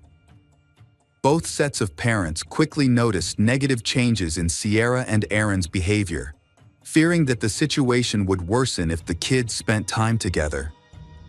Unfortunately, the parents' worries and concerns led the couple to make poor choices. By Christmas 2020, Aaron and Sierra's families decided that the young couple should stop dating, and they were officially banned from dating. While it may seem like Sierra and Aaron are following their parents' wishes, that is not the case. Sierra and Aaron quietly waited for the right moment to carry out their plan of revenge against their families. Their goal was to eliminate their parents who had hindered their relationship. On December 16, 2020, Sierra's father, Daniel, wrote a heartfelt post for her birthday, expressing his love for her. He shared that when he was 9 years old, he dreamed of having a big family and always wanted to be a great father. He expressed his happiness that he had fulfilled that dream, especially because he had Sierra. Little did he know that Sierra was plotting to kill him at the time. On April 3, 2021, Daniel shared an old video online of him and his daughter having fun together, saying that they were enjoying their time. 5 days later, Sierra ran away from home. That same day, another unusual thing happened. $1,300 was withdrawn from her parents' joint bank account without any notice.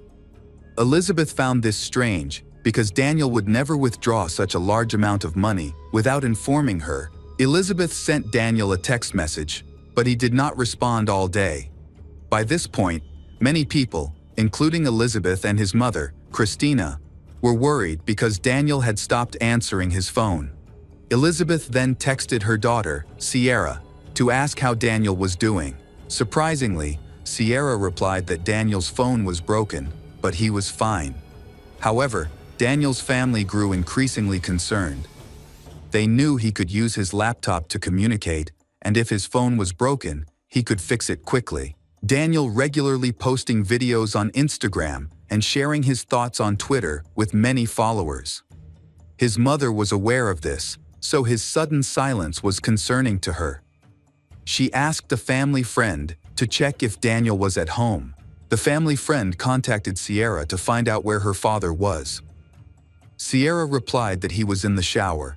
The friend then asked why Daniel wasn't answering his phone. Sierra explained that her phone was broken. She assured the family friend that she would have her father call back from another phone as soon as he finished showering. However, that didn't happen, and the next day, Sierra stopped answering calls and texts. Christina's increasingly concerned when Sierra did not respond to her texts. Concerned, she decided to call her niece, but Sierra only said that her father was in the shower. In a fit of rage, Christina threatened to call the police, causing Sierra to stop answering her phone altogether. That day, surveillance footage showed Daniel's blue Nissan leaving the area, causing Christina to become even more concerned. She continued to call on Wednesday, debating whether to contact the police or have Peggy and Joey come over. Eventually, Sierra stopped answering her phone altogether. Meanwhile, Joey and Peggy, Daniel's landlords and close friends, were on their way, but they informed Christina that it would take a few hours for them to arrive because they were out of town. Christina was so worried that she decided to call 911 to report that her son, Daniel, had been missing for 2 days. Daniel had been absent from work, and friends and family had been unable to reach him. Christina noted that Daniel was not usually like this. He lived with his daughter, who was also not returning calls or texts. The most worrying detail was that money had been withdrawn from Daniel's account at 3 different ATMs. Police were then dispatched to the address, but Joe and Peggy had already arrived. When Joey and Peggy arrived at Daniel's house, they found the front door open and Daniel's car gone. They cautiously walked inside and immediately smelled a strong smell of smoke. They searched every room in the house, but found only the remains of a fire. There was no sign of Daniel. However, things took a turn for the worse when they entered the garage. In the middle of the garage, they saw a sleeping bag with something inside. Upon inspection, they discovered Daniel's body, burned beyond recognition. Joey quickly called the police and told them they were the homeowners. They had just arrived and discovered that a fire had broken out in the house 2 days earlier. Joey also mentioned that he had seen a body in a sleeping bag in the garage. A few minutes later, the police arrived at their address. During their investigation, they confirmed that Daniel, 45, had been brutally murdered. The forensic team discovered a significant amount of shocking evidence in Daniel's home. First, they found a chainsaw carelessly left on the living room floor. In the kitchen, there was another saw with blood smeared along its edge, and 2 knives were found in the sink.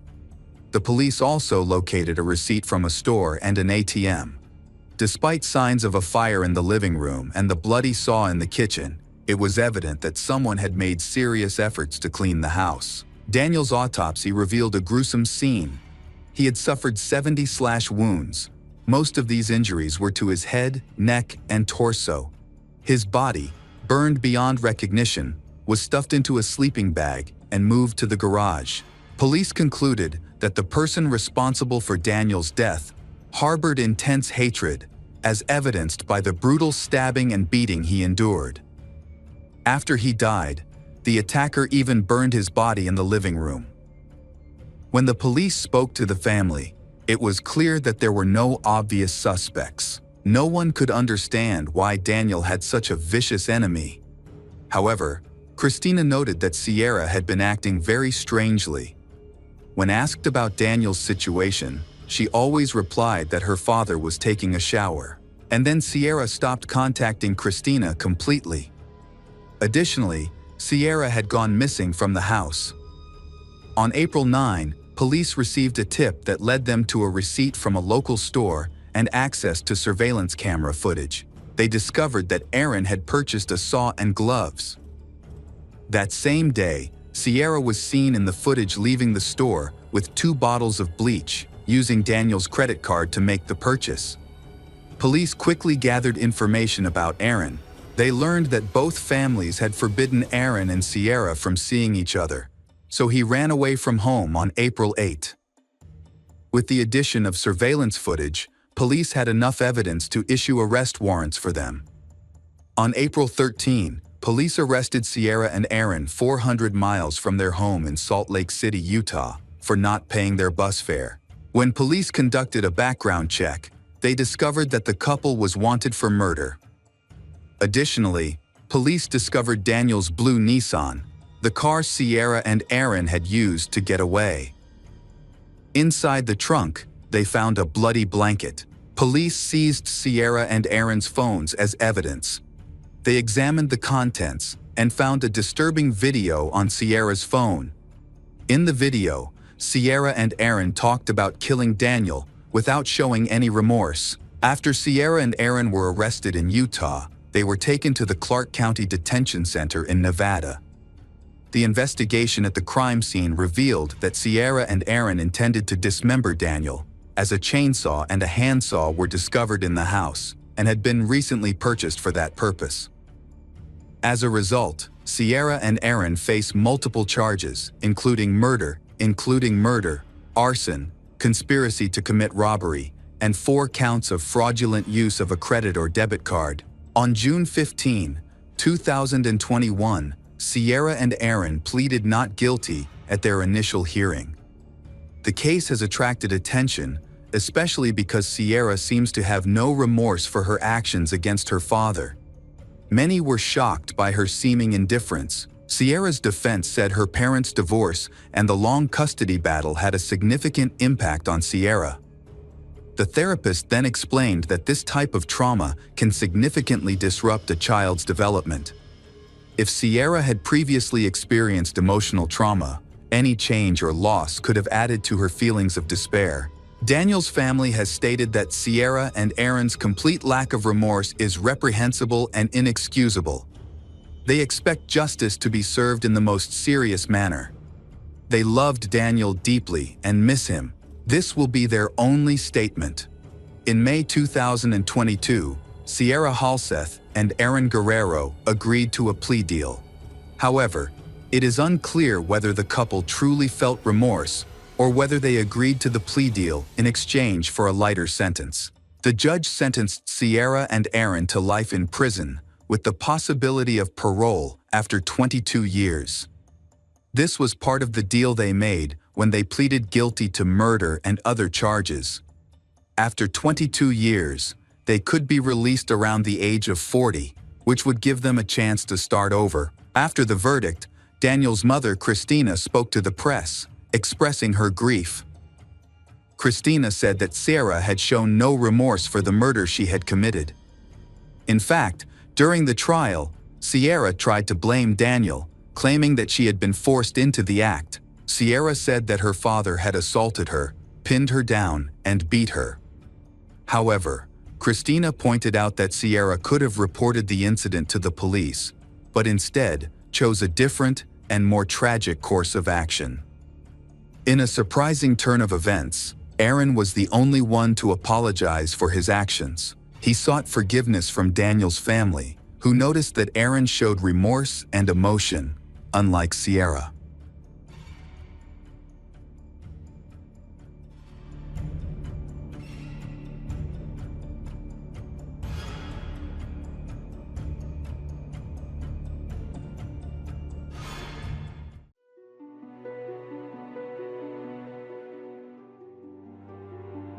Welcome back, detectives.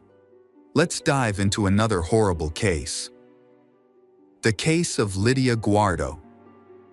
Raymond Guardo married Jacqueline in 1956. In the early years of their marriage, they had 2 children, a son named Bruno and a daughter named Nadia. At first, their family appeared to be typical and happy. However, after Nadia's birth, Raymond was convicted of armed robbery and sentenced to 5 years in prison. While Raymond was in prison, his wife Jacqueline began an affair with another man and became pregnant. When she was allowed to visit him in prison, she informed him that the child was not his. Despite this, he tolerated his wife's infidelity and expressed his desire to adopt the child. Soon, on November 13, 1960, the girl was born, named Lydia Guardo.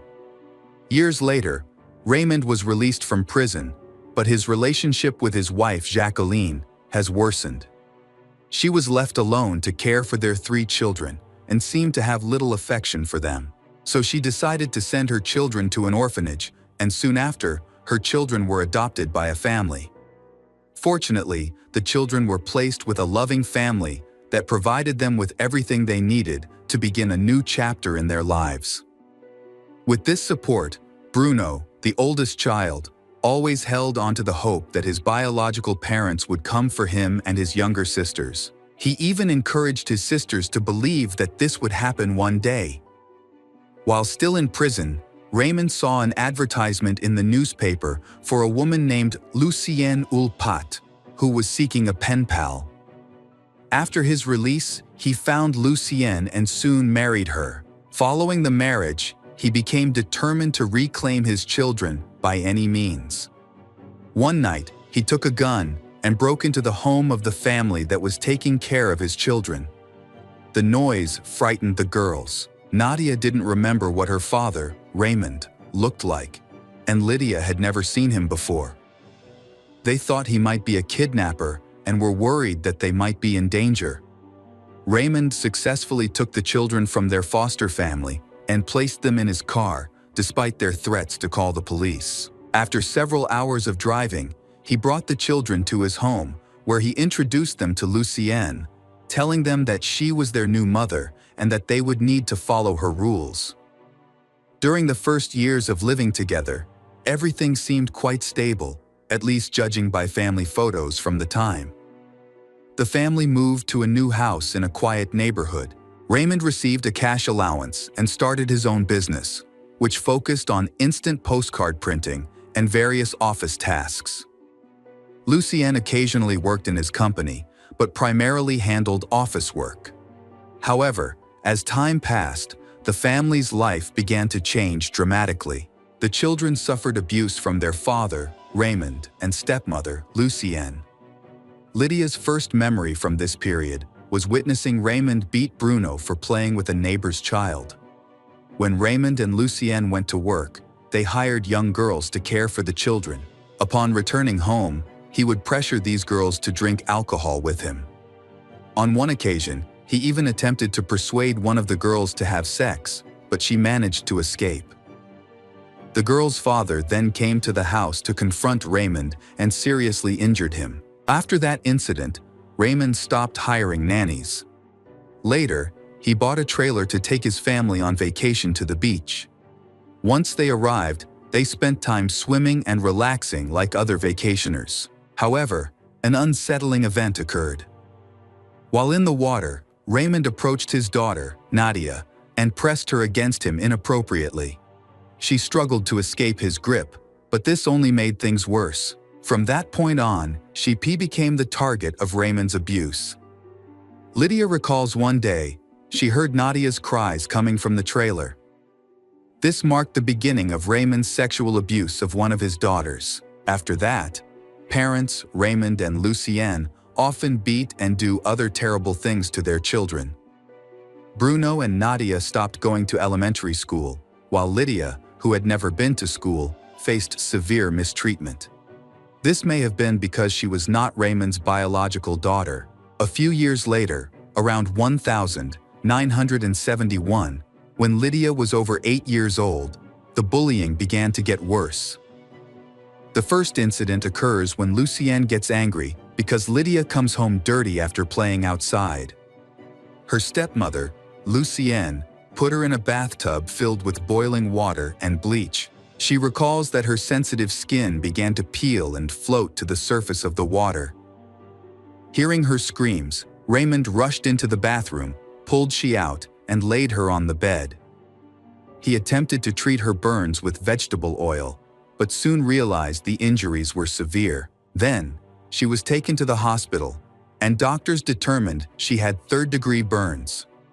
So that Lucienne wouldn't be responsible for the incident, Raymond blamed the city government for providing too hot water. Meanwhile, Lydia was transferred to the intensive care unit and then to the burns unit at the Lion City Hospital, where she remained for several months. She also underwent several skin grafts. Raymond is always by Lydia's side, not because he was a good father, but just to keep her from sharing the incident with others.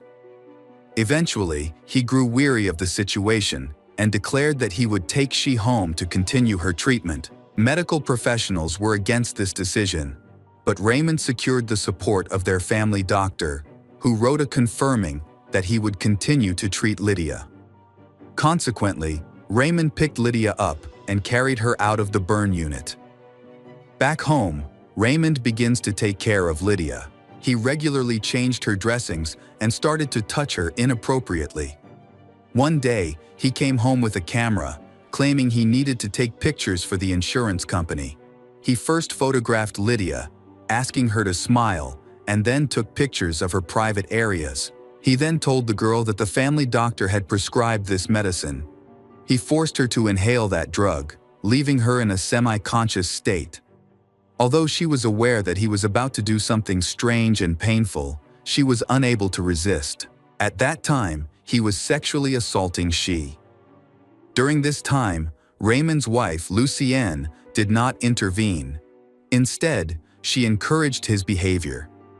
For 9 years, Lydia came to see what was happening as normal. She believed her father, Raymond, loved her, which led her to think there was nothing wrong with his actions.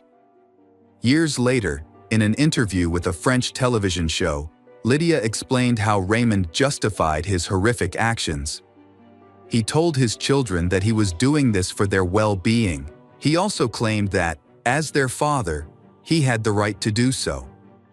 In 1975, the Guardo family moved to the village of Coulombe, about 40 kilometers from Paris. At their new home, Raymond and Lucienne continued to abuse their children. The teenagers still did not attend school and had very little contact with the outside world. After returning to work, Raymond managed to get permission to park his printing van at a shopping center.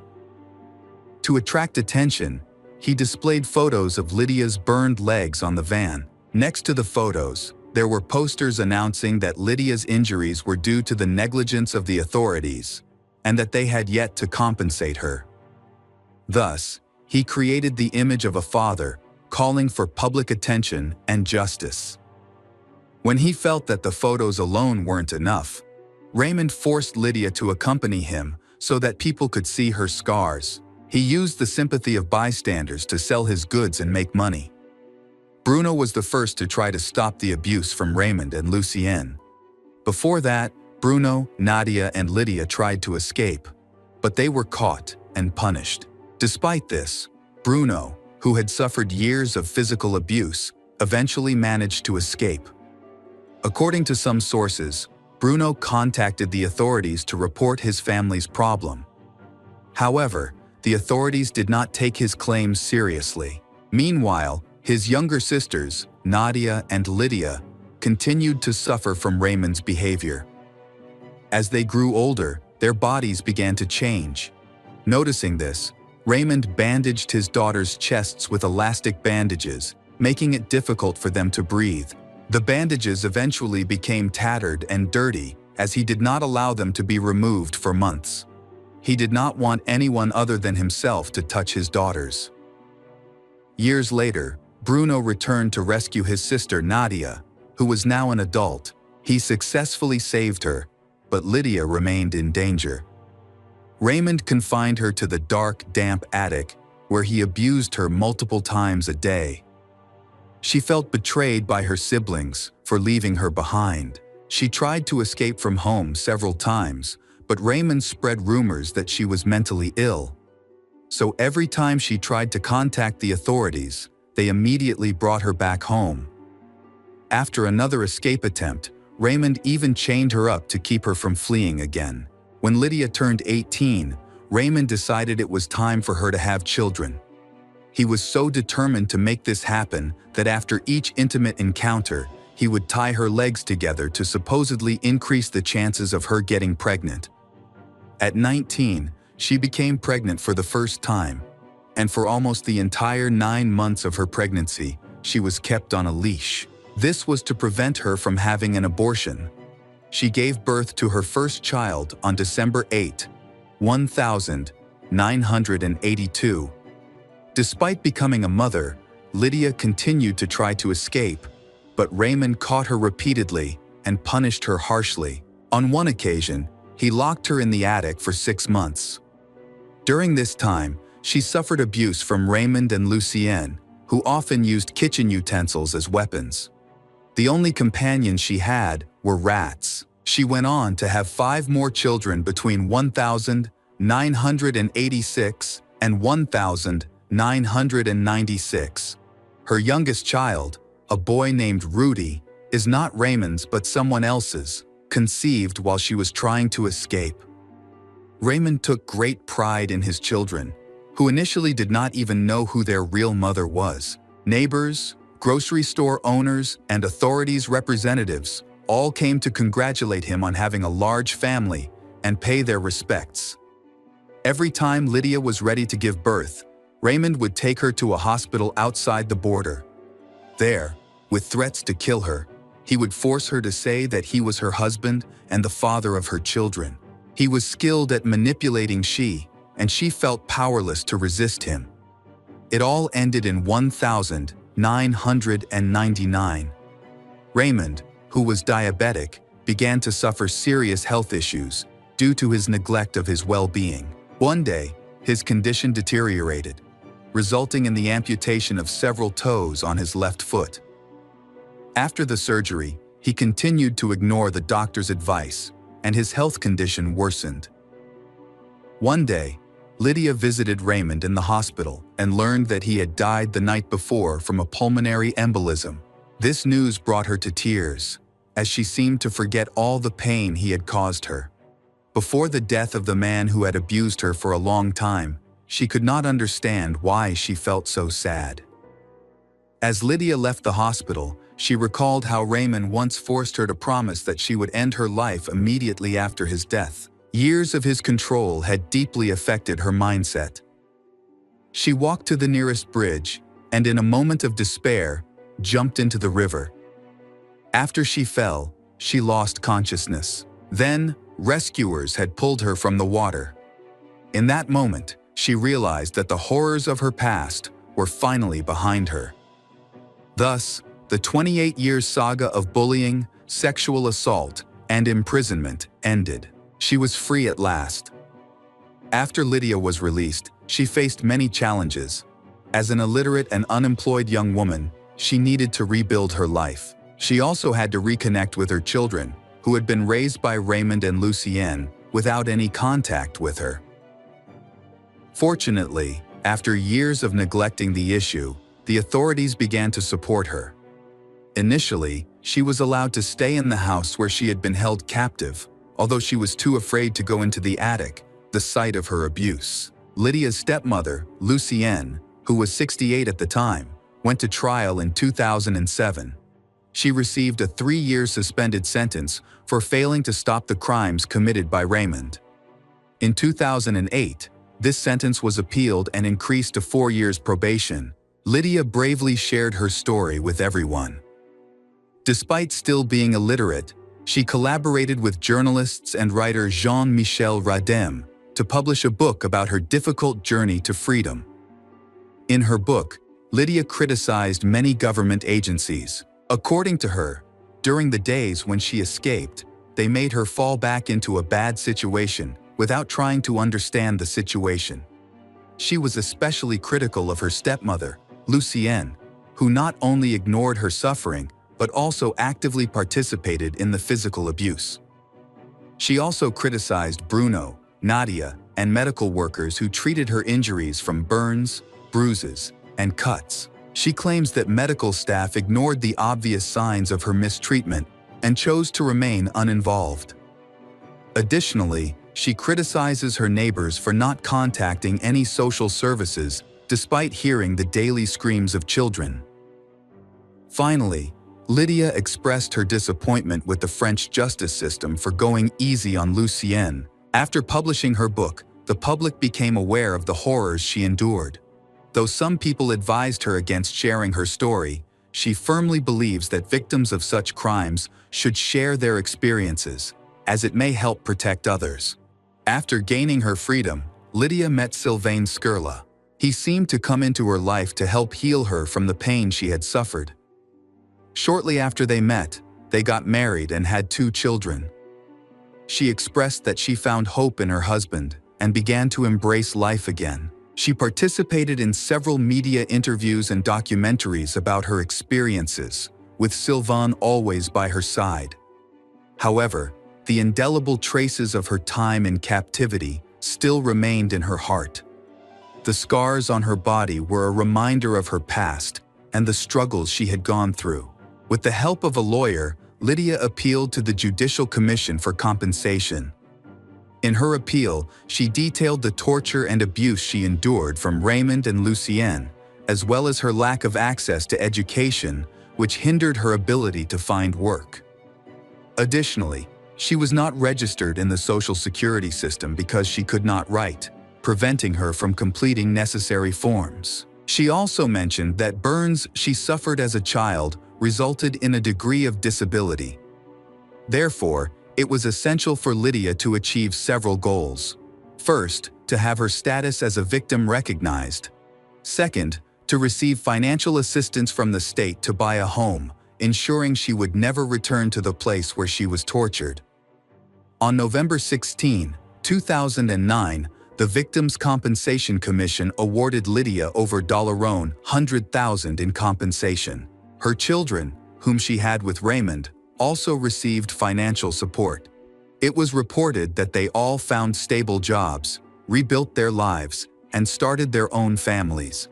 Now, at 61 years old, Lydia has had a long and challenging journey to achieve a happy life. She needed specialized treatment for her emotional and physical scars for many years.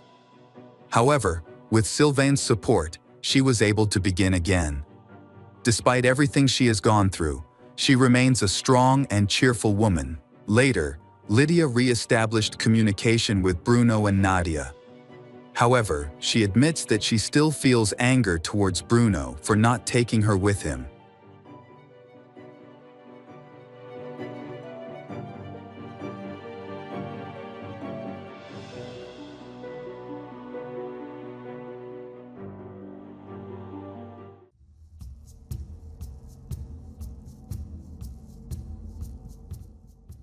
Welcome back to our channel.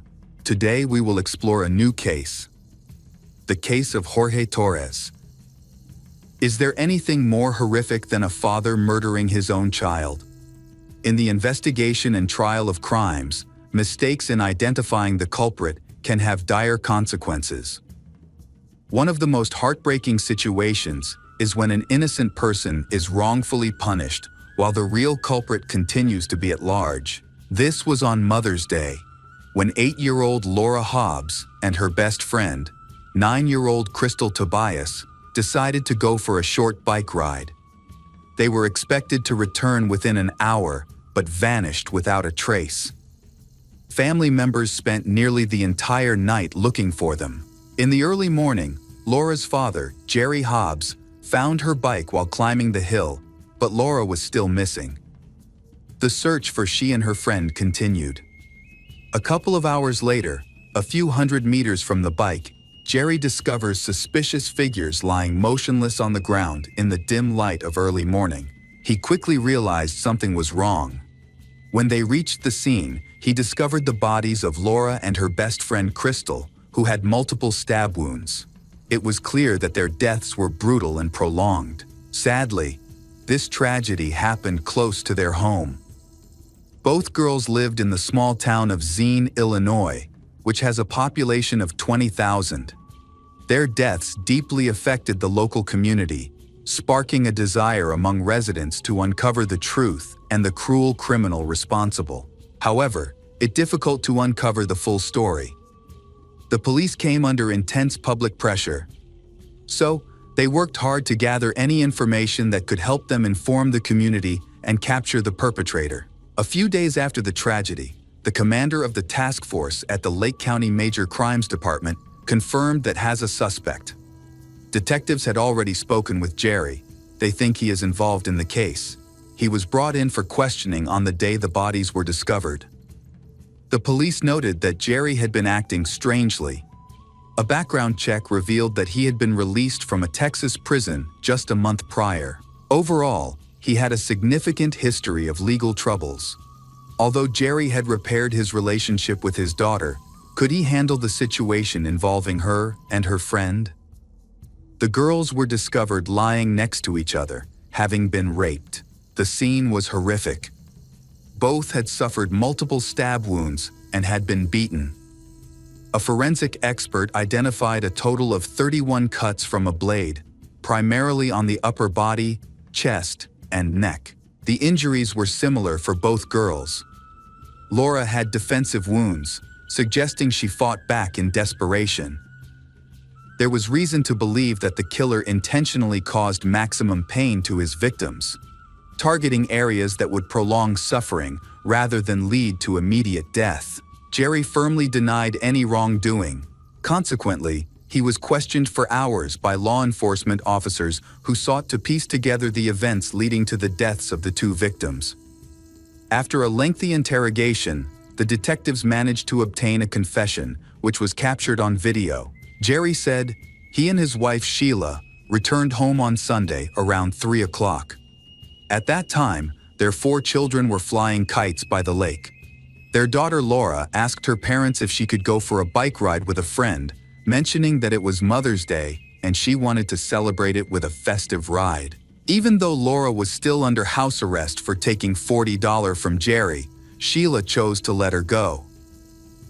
Jerry disagreed with Sheila, believing that Laura should complete her punishment to understand her mistake. However, Sheila convinced him, and Jerry decided not to interfere. he wanting to ensure that both Laura and Sheila had a nice Mother's Day. Laura was allowed to go for a walk and was expected to return in an hour. However, she did not come back on time. Initially, her parents thought she and her friends had lost track of time while enjoying themselves and would return soon. But as evening approached and Laura still hadn't arrived home, their concern grew. The path through the park was short, and it usually took about 20 minutes to walk.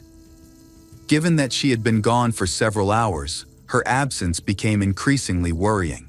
Jerry decided to investigate. He planned to search for his daughter along the path and intended to discipline her for disobeying, so he set off down a dirt road.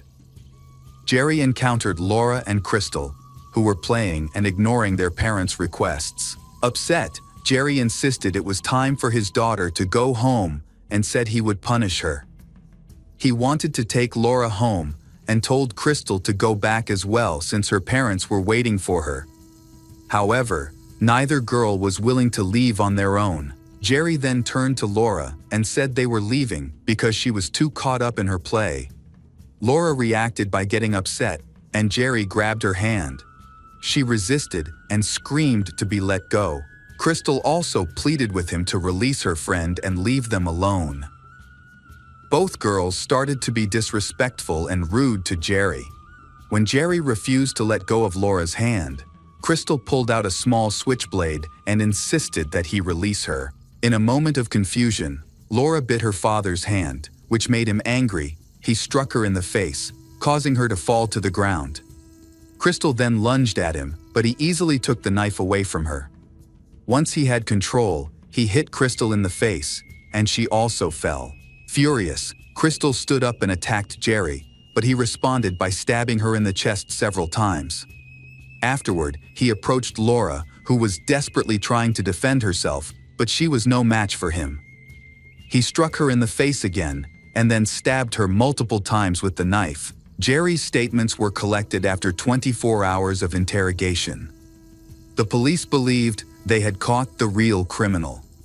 He detailed the brutal aspects of the attack, information only the perpetrator would know.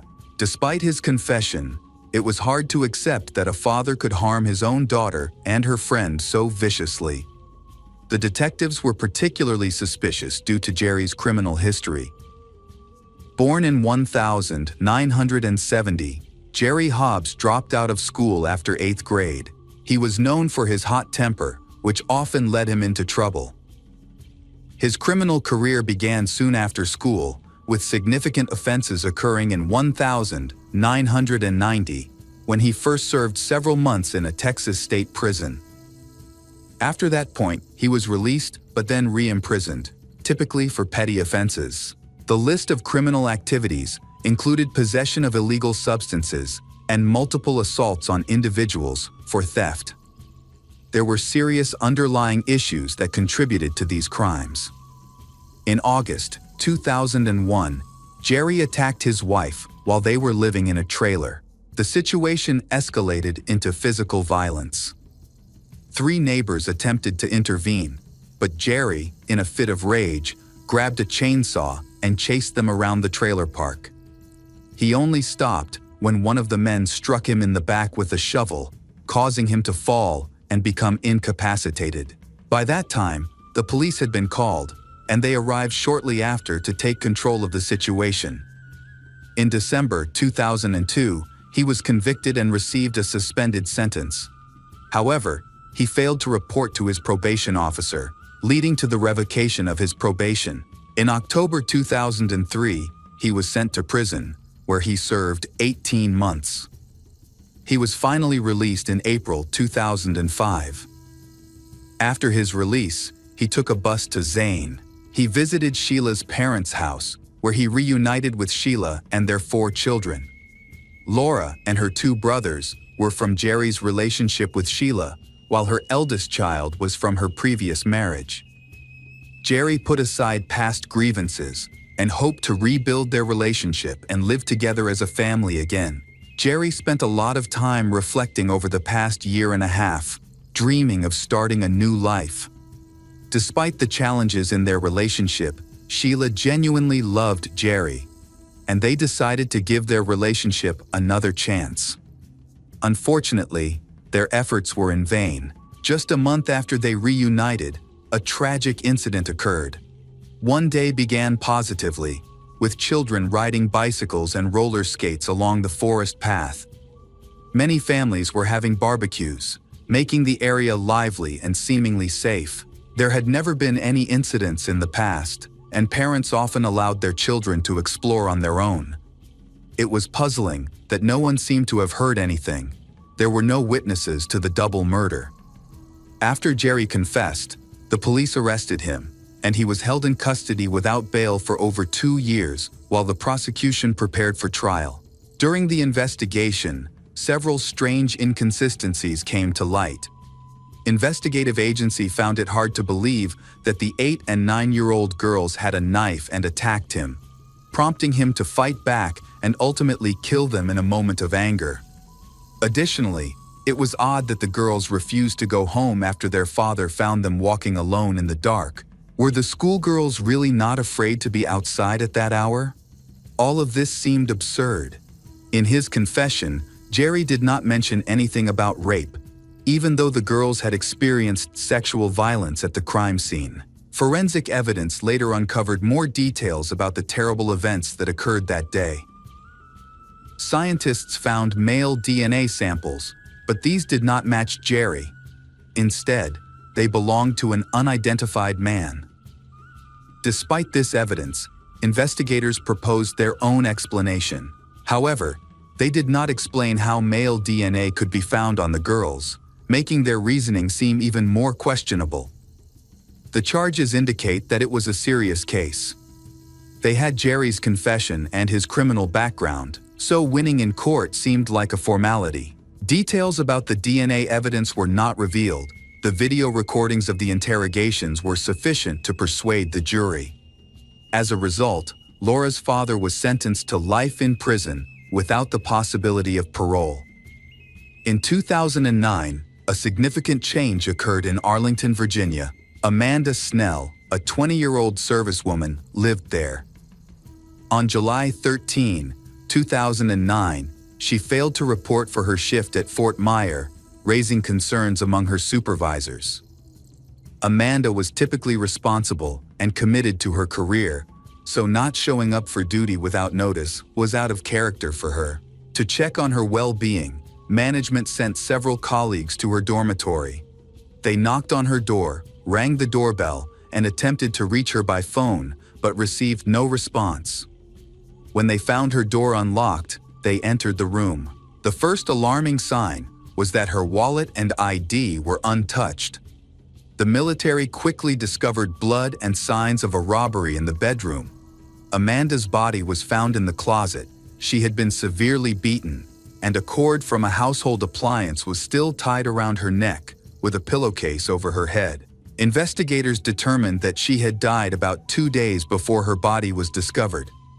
Numerous pieces of evidence were collected from the crime scene, including a sample of the pillowcase. The police noted that her laptop, phone, and bed sheets were missing, and they found several footprints in the room, suggesting that another person had been present. Since the base was secured against outsiders, this indicated that the perpetrator likely lived or worked there.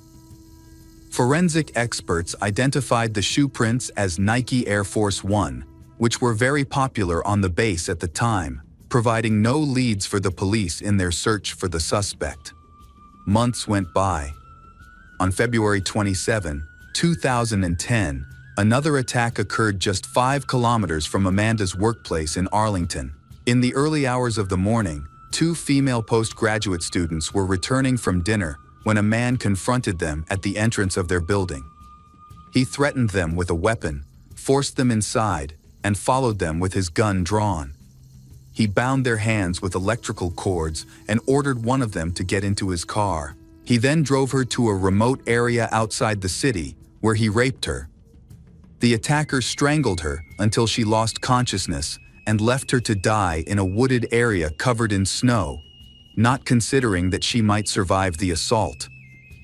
The girl regained her senses and made her way to the nearest road, where a motorist found her and offered help. He stopped and called emergency services. The student, suffering from hypothermia, was taken to the hospital. Meanwhile, her friend had also contacted the authorities. Fortunately, they did not find any immediate danger. After being discharged, she spoke with the police and provided valuable information to the investigators.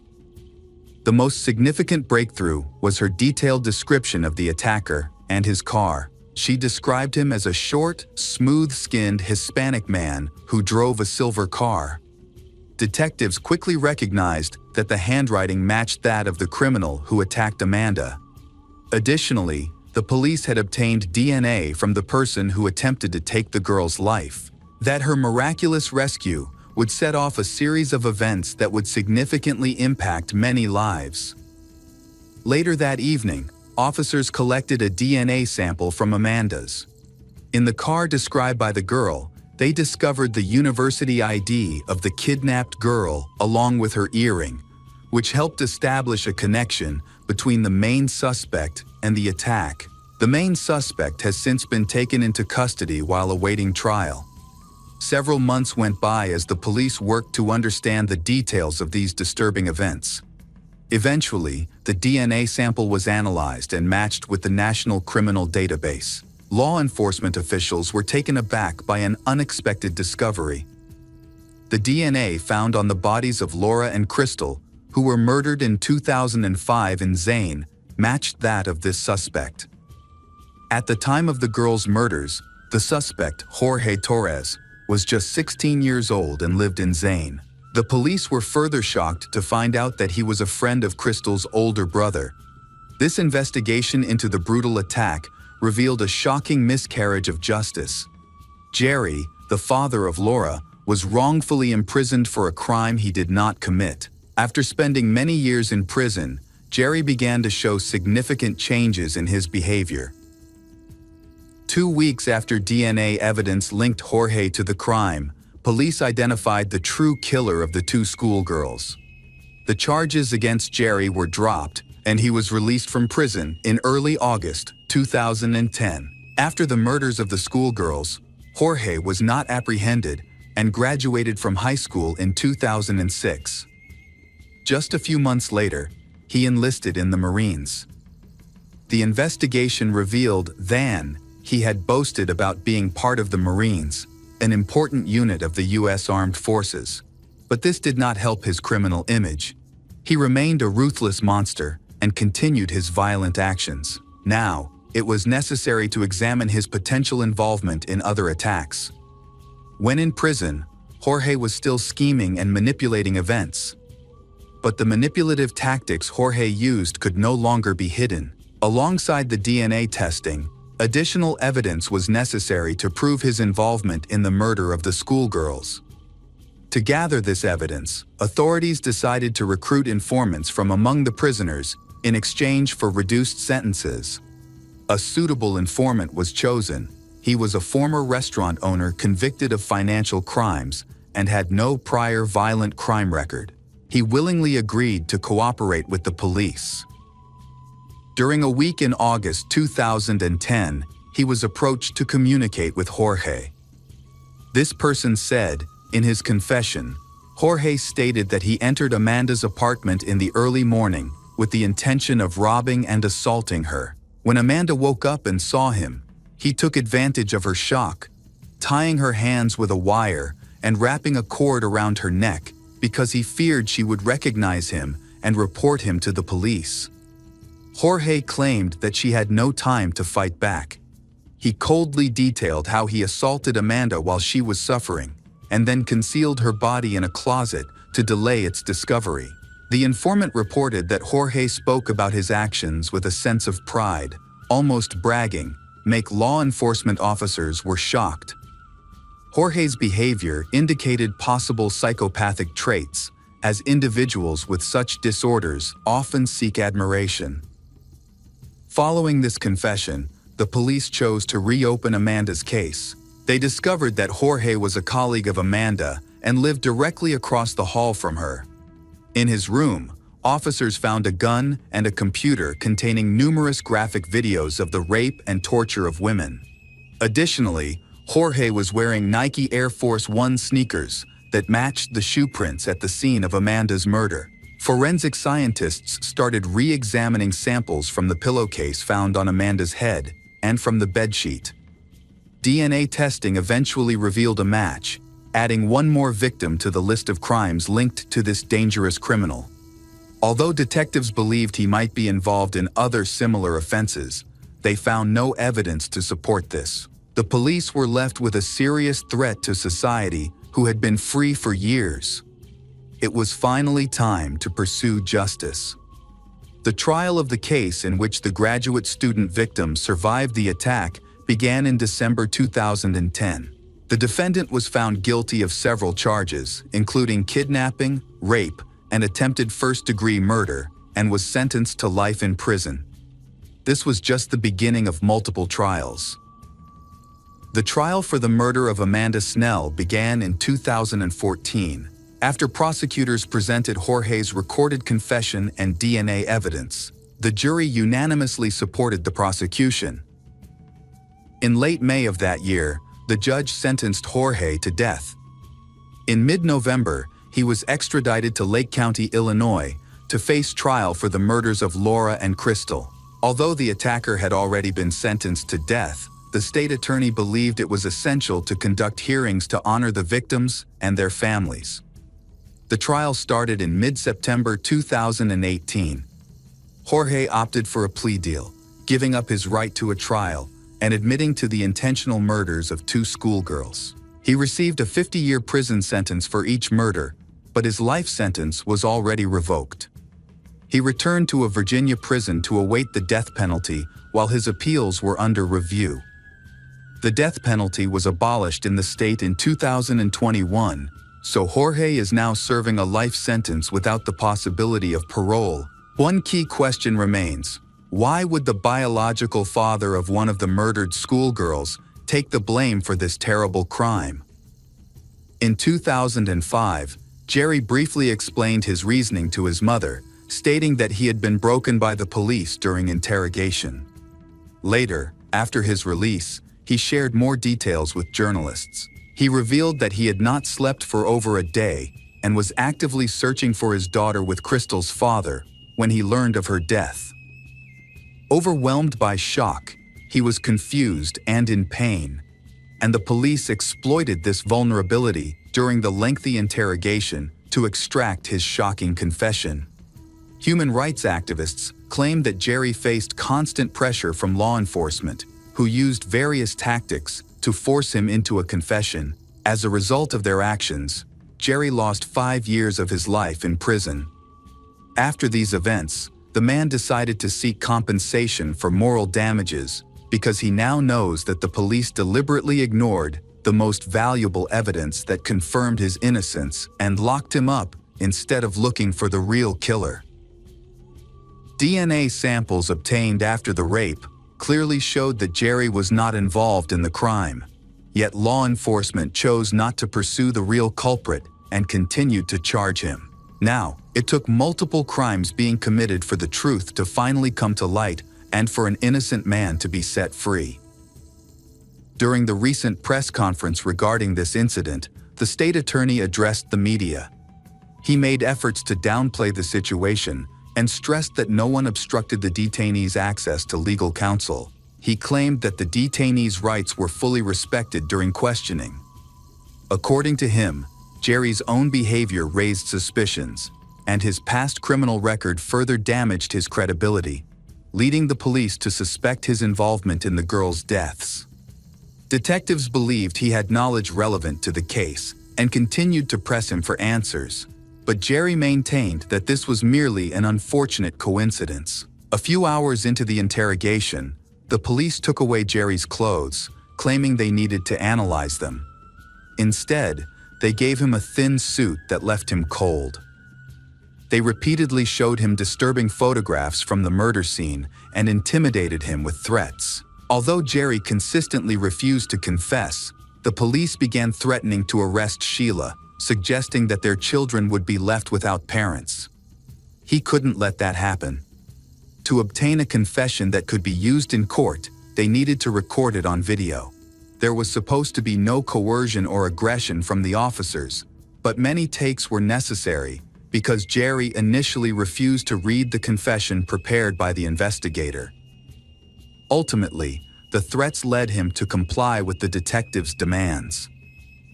In February 2014, the civil lawsuit of a wrongfully convicted man was resolved, resulting in an award of over $6 million. However, he does not view this as a true victory. He emphasizes the importance of the wrongful conviction, which led to reforms in Lake County's law enforcement system. He notes that while he was imprisoned for a crime he didn't commit, the actual killer continued to rape and murder other victims. Fortunately, that killer is now in prison and can no longer harm anyone. Police believe he is a serial killer, and it's likely that there were additional victims. An investigation into other cases of forced confessions revealed that 4 more innocent men were also wrongfully convicted.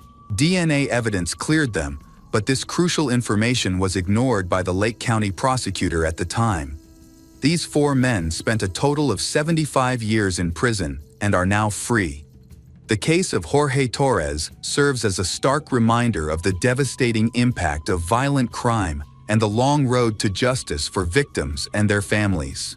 Jorge's crimes, which include the brutal murders of Laura Hobbs and Crystal Tobias in 2005, as well as the subsequent murder of Amanda Snell in 2009, went unsolved for years, leaving a trail of pain and confusion in their wake. His eventual conviction, made possible by DNA evidence, not only exonerated Jerry Hobbs, who was wrongfully imprisoned for the murders of the 2 young girls, but also revealed the extent of Jorge's crimes.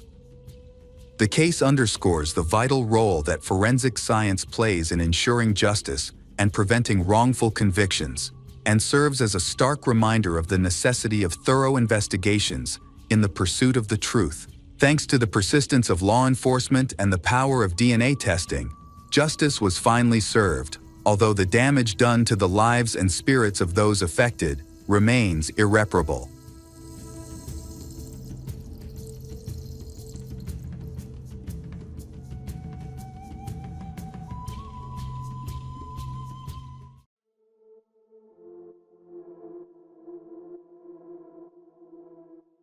Hello again, true crime fans. We've got another mysterious case to explore. The case of Dina Thompson. In the summer of 2022, the British media reported the release of one of the country's most dangerous criminals, 61-year-old Dina Thompson, known as the Black Widow. Today, I'll explain how she became infamous across the UK and why some people still fear her. Dina was born in 1960 in Hendon, a suburb of London. Her family was not poor, but barely made ends meet. Dina's father, a prison guard, was passionate about sports. He encouraged Dina to join a sports club, where she practiced gymnastics. He often participated in competitions and traveled abroad, often taking Dina with him. Dina grew up to be a cheerful and sociable girl, which made it easy for her to meet and connect with boys. After graduating from university, Dina found a job. In 1982, at the age of 22, she met a young man named Lee Wyatt on a date arranged by Lee's cousin. They felt a strong connection from the first meeting. 2 years later, in 1984, they married. After the wedding, they moved to Yapton, a small village in West Sussex, England, with a population of only 3,000. In Yapton, the Dana family welcomed a son, and Dina began working as a treasurer at a construction company. Meanwhile, Lee started a business selling designer stuffed toys, which they designed together. Their neighbors considered them a typical family. The neighbors did not have a close relationship with the Dina family. However, the attractive Dina often attracted the attention of local men. In 1991, the 31-year-old Dina met a local journalist named Julian Webb. He wrote articles about products sold in shops across West Sussex. Julian, 28, asked Dina to model clothes and display household items for money. She accepted his offer, and soon her picture appeared in the local newspapers. A month after Dina and Julian met, neighbors spotted them kissing near Julian's house. A few months later, Julian took Dina to his mother and expressed his desire to marry her. Julian's mother was surprised at how quickly things had progressed. She noted that Julian had met Dina in May, and by August, they were planning their wedding. Soon the whole village of Yapton knew about it. It was also known that Dina was still legally married to her first husband, Lee Wyatt. However, Lee had been missing for a long time at the time, and no one knew where he was. On the north coast of Cornwall, in the small resort town of Newquay, a young man named Colin Mitchell arrived and began looking for work at various entertainment venues. He was hired as a junior manager at an arcade. Colin provided his papers and explained that he had left West Sussex due to some problems. Initially, he appeared friendly and cheerful to everyone. However, it was soon realized that he was slightly deaf, which sometimes made communication difficult. As a result, the arcade staff often had to approach him and gently tap him on the shoulder to get his attention. It was soon realized that Colin Mitchell was his alias. His real name was Lee Wyatt. He explained that he had escaped trouble in West Sussex. Living with Dina in the village of Yapton, his wife was involved in toy manufacturing. Their most popular product was a leprechaun called Sean, who sold well both locally and outside the county. In the summer of 1991, Dina informed Lee that the Disney Corporation was interested in Sean the Leprechaun and was willing to pay $50 million for the rights to the character. Dina then informed Lee that the mafia had found out about their arrangement and was threatening to kill the entire family unless they handed over most of their money. Dina convinced him that he needed to flee immediately to protect his family. Lee obtained documents under the name Colin Mitchell and traveled to Cornwall County. The decision to flee may have saved his life. However, the real threat was not from the mafia, as there had never been any deal with Disney.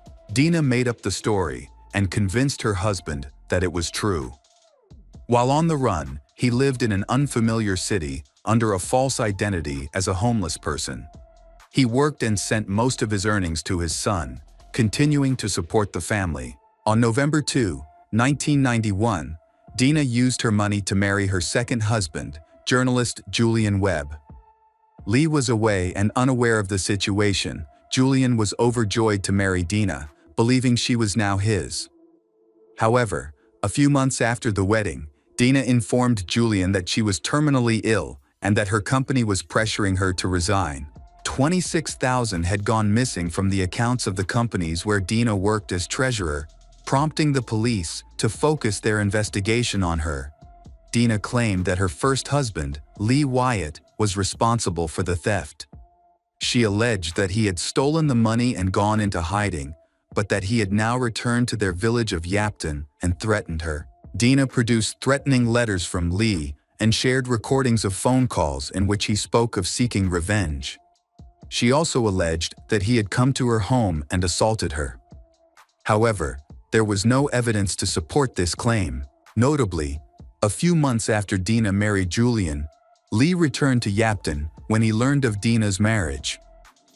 Lee created scandals involving Dina. The police believed Dina's accusations and began pursuing Lee, who went into hiding. The lies complicated Dina's life and the lives of the men involved with her. Julian had given Dina $25,000 from his savings to treat a terminal illness that she claimed was the reason she had lost her job. However, as the money began to run out, Julian began asking Dina about her progress. To his surprise, Dina had no medical documents to prove that she was actually ill or receiving treatment. On 30 June 1994, Julian celebrated his 300th birthday at home with his wife, Dana. In the evening, Julian's mother called, but Dina answered the phone and said that Julian was feeling unwell and unable to talk. The mother suggested that Dina call a doctor, but Dina did not follow this advice. That night, Julian died. Forensic experts concluded that he had died from a drug overdose, but they were unable to determine whether his death was a result of criminal activity. Dina insisted that Julian had chosen to end his life. When police questioned the neighbors, they learned that there had been unusual activity involving the couple 2 to 4 days before the tragedy. Dina and Julian had been arguing loudly about money, which surprised their neighbors, as they were not used to hearing arguments in Dina's household. Julian was generally considered a positive and cheerful person. The day after Julian's tragic death, Dina went to his workplace to ask about receiving $35,000 from his insurance policy. However, it is reported that she never received the money. In addition, their marriage was considered invalid because Dina was still the legal wife of her first husband, Lee Wyatt. Dina insisted on having Julian's body cremated, but his mother strongly opposed the decision. At Julian's funeral, Dina wore a black leather miniskirt and a revealing black blouse, showing no sign of grief. After Julian's death, she turned her home into a meeting place for men. Although many men visited her, none stayed for more than a day. In 1997, Dina officially divorced her first husband, Lee Wyatt, and won her freedom. The following year, she met Richard Thompson. Shortly after meeting him, Dina confided that she was battling breast cancer. Richard, who supported her, gave her all of his savings and promised to make the rest of her life enjoyable. They traveled from England to Florida, where Richard had a lavish wedding ceremony at a luxury hotel with staff as witnesses. After the wedding, they moved to Brighton, East Sussex, on the south coast of England. Richard had always wanted to buy a boat and pursue a career in fishing. Dina encouraged him to take courses to start a yacht charter business for amateur fishermen, while Richard would take on the role of captain, helping beginners learn how to fish. 8 months after the wedding, Dina told her husband that she wanted to give him a special gift. On January 1, 2000, they decided to take a shower together. Dina then asked if she could tie Richard up, and he agreed. She tied him up, gagged him, and covered his face with a towel. Richard then waited, confused, for what he thought was a prank. Suddenly, Dina hit him with a baseball bat, followed by another blow. Fortunately, Richard freed his hands and lunged at her. At that point, Dina grabbed a knife and stabbed him in the shoulder. Only then was Richard able to grab Dina and subdue her. Richard reported the incident to the police. Dina accused her husband of assaulting her, claiming that she acted in self-defense. The next day, a real estate staff came to Richard's house, expecting to meet Dina to sell real estate. Richard was surprised when he opened the door. When he saw the agent, Richard realized what was going on. He suspected Dina had planned to kill him, sell the house, and disappear, knowing that since he was going to America, no one would look for him during the trial. Dina drained Richard's bank account by forging his signature. She also accumulated a large debt on his credit cards. In addition, they reported other victims, former lovers of Dina, including businessmen, teachers, prison guards, and even a convicted felon. All of these men claimed that Dina manipulated them, demanding money and pretending to be seriously ill. Dina asked for money from many men. While some gave her money willingly, others had their accounts secretly drained by Dina. The truth about her first husband, Lee, was revealed. In 1991, Dina stole money from her workplace, where she worked as a cashier. At the time, she produced threatening letters allegedly written by Lee and played recordings of phone calls in which he spoke of possible revenge. However, in 2000, it was revealed that the letters and recordings were made while Lee was preparing to escape from a mafia organization. Dina had convinced him to do so in order to make people think he had disappeared and abandoned her. Lee believed this would protect him and their son from threats from the mafia. In 2000, a jury acquitted Dina Thompson in a case involving an alleged assault on her third husband, Richard Thompson. The judge described Richard as a paranoid attention seeker. Although Dina was cleared of the felony charge, she was convicted of 15 other counts of financial fraud. she was sentenced to 3 years and 9 months in prison. A strange incident involving her husband, coupled with complaints about her from multiple lovers, led to an investigation into Dina and the death of her second husband, Julian Webb. Dina gave conflicting accounts of what happened to Julian. She told her mother that he had sunstroke after drinking too much on his birthday and fell asleep in the sun. However, Julian's mother did not believe this story, knowing that he had always been healthy and rarely drank. She often urged Julian to leave Dina. Dina claimed to investigators that Julian had taken his own life, but those who knew him found this hard to believe, as he was usually cheerful and rarely had conflicts with anyone. To a former co-worker, Dina mentioned that Julian died from a steroid overdose to maintain his healthy physique, but this was also false. A friend of Dina's revealed that she had hinted at poisoning her second husband Julian by secretly adding the drug to Julian's favorite spicy food. The police tracked down the owner of a small restaurant where Julian frequently ordered. They recalled that on the day Julian died, Dina had gone to the restaurant and ordered rice with curry in a takeout box. Police speculated that the strong flavor of the curry may have effectively masked the bitter taste of the medication. In October 2001, 7 years after Julian's death, the investigation into his death continued. Julian's body was exhumed and sent for a re-examination. New tests, unlike the original ones, found higher levels of the drug in his system. It was discovered that he had been poisoned with a large dose of antidepressants, which Dina had mixed into Julian's favorite dish, curry rice. In addition, she had added a large dose of aspirin to the drink he had with his meal. On his birthday, when Julian's mother called to congratulate him, he was lying in bed, almost unconscious. At that point, there was still a chance to save him. The trial of 43-year-old Dina Thompson took place in 2003. A senior police officer said she was the most dangerous woman he had ever met. The judge also noted that Dina was one of the best prolific liars he had ever seen. In 2003, Dina Thompson was convicted of murdering her second husband, Julian Webb. She was sentenced to life in prison with the possibility of parole after 16 years. Dina's crimes were reported on numerous television shows, crime magazines, and newspapers, earning her the nickname the Black Widow. In 2010, police began investigating the disappearance of Stoyan Kostov, one of Dina's first lovers from Bulgaria. Dina and Stoyan were in a relationship from the late 1970s to the early 1980s. During her childhood, Dina and her father traveled to competitions in various countries, including Bulgaria. During one of these trips, Dina met a young man and they quickly became close friends. Stoyan's family mentioned a number of strange incidents involving him and Dina.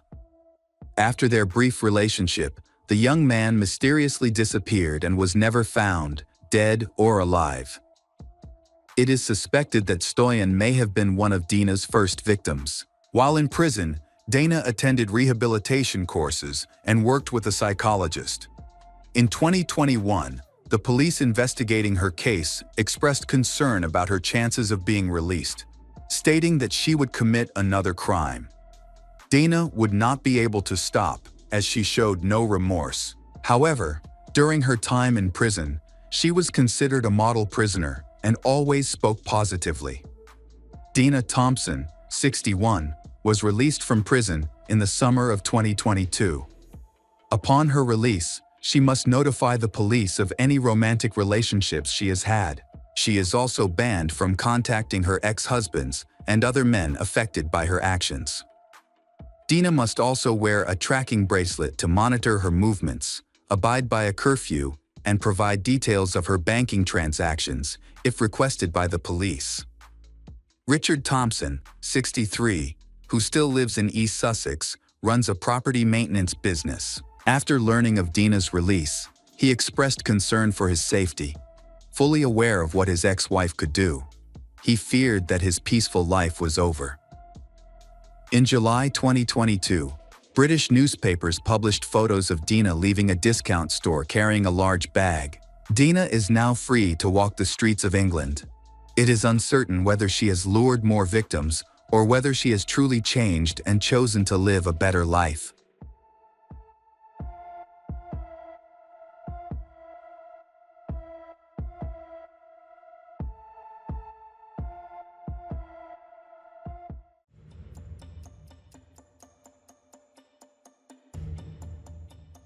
Hello again, true crime fans. We've got another mysterious case to explore. The case of Michelle O'Keefe. Michelle O'Keefe grew up in Hanford, California. Her parents, Michael and Patricia, were very proud of their two children. Michelle did well in school and pursued her dream of becoming an actress after graduating from high school. However, her bright future took a tragic turn in February 2000. On February 22, Michelle and her friend Jennifer traveled to Los Angeles to be extras in a music video. They arrived in separate cars and parked near a park. Michelle left her newly purchased blue Mustang and drove with Jennifer to Los Angeles. At 9:30 p.m., both girls returned to the park to pick up their cars and leave.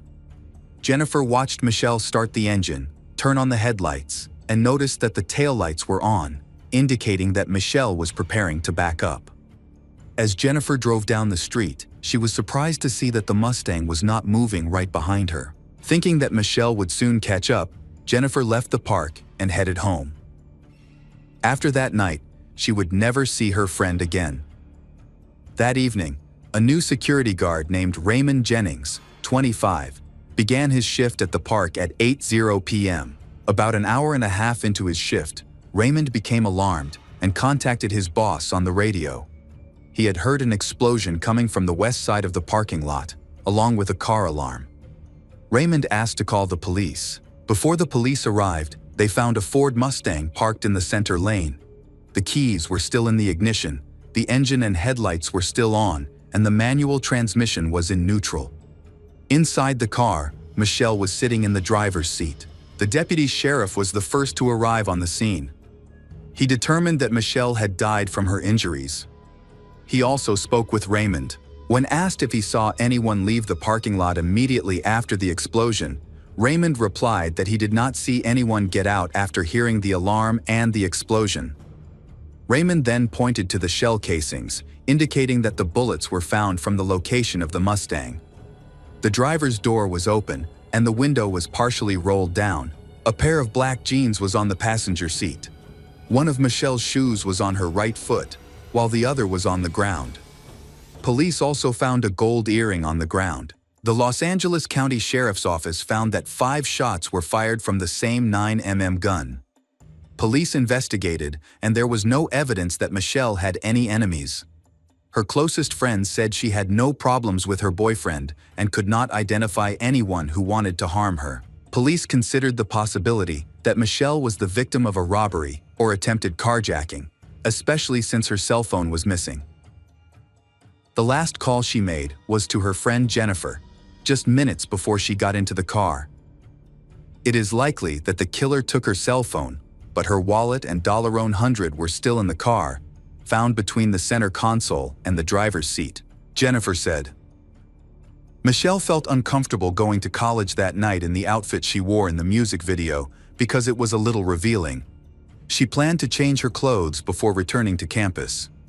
Raymond told police 3 times that he did not see anyone else in the parking lot at the time of the crime, making him the prime suspect. Raymond is a father of 5 and has served in the California National Guard. He was working toward becoming a U.S. Marshal. As a key witness in the murder investigation, Raymond was eager to assist. Police invited him to the station for interviews several times, which he gladly accepted. During the interviews, his statements seemed inconsistent and lacked credibility compared to what had already been established. Raymond said that when he arrived at the crime scene, Michelle was still alive. He claimed that her hands were moving or twitching, which made him think she was not dead. However, the medical examiner's findings contradicted Raymond's testimony. Michelle died instantly from her injuries. Police identified Raymond as the prime suspect, largely based on the belief that he was the only person present in the parking lot during the crime. 2 weeks after the murder, a woman named Victoria told police that she and 4 people in her car had witnessed the murder. At the time of the murder, Victoria was in the parking lot listening to loud music. She and her friends heard an explosion. Just before the explosion, Victoria noticed a security guard walking past her parked car toward Michelle. After hearing the explosion and the car alarm, she and her friends left the parking lot and found Michelle dead in the car. As they left, Victoria spoke to the security guard and asked him what had happened. He said that have heard gunshots, prompting the entire group to leave the parking lot. Police believe Raymond was the person seen near the Mustang at the time of the murder. Raymond later cooperated with the investigation, participating in an interview and agreeing to take a lie detector test, which he ultimately failed. At this point in the investigation, police believed they had identified the killer, but they lacked concrete evidence. The murder weapon had disappeared from the scene, and there was no physical evidence linking Raymond to the crime. Although Raymond legally owned a semi-automatic pistol, it was not the weapon used in the murder, stalling the investigation for years.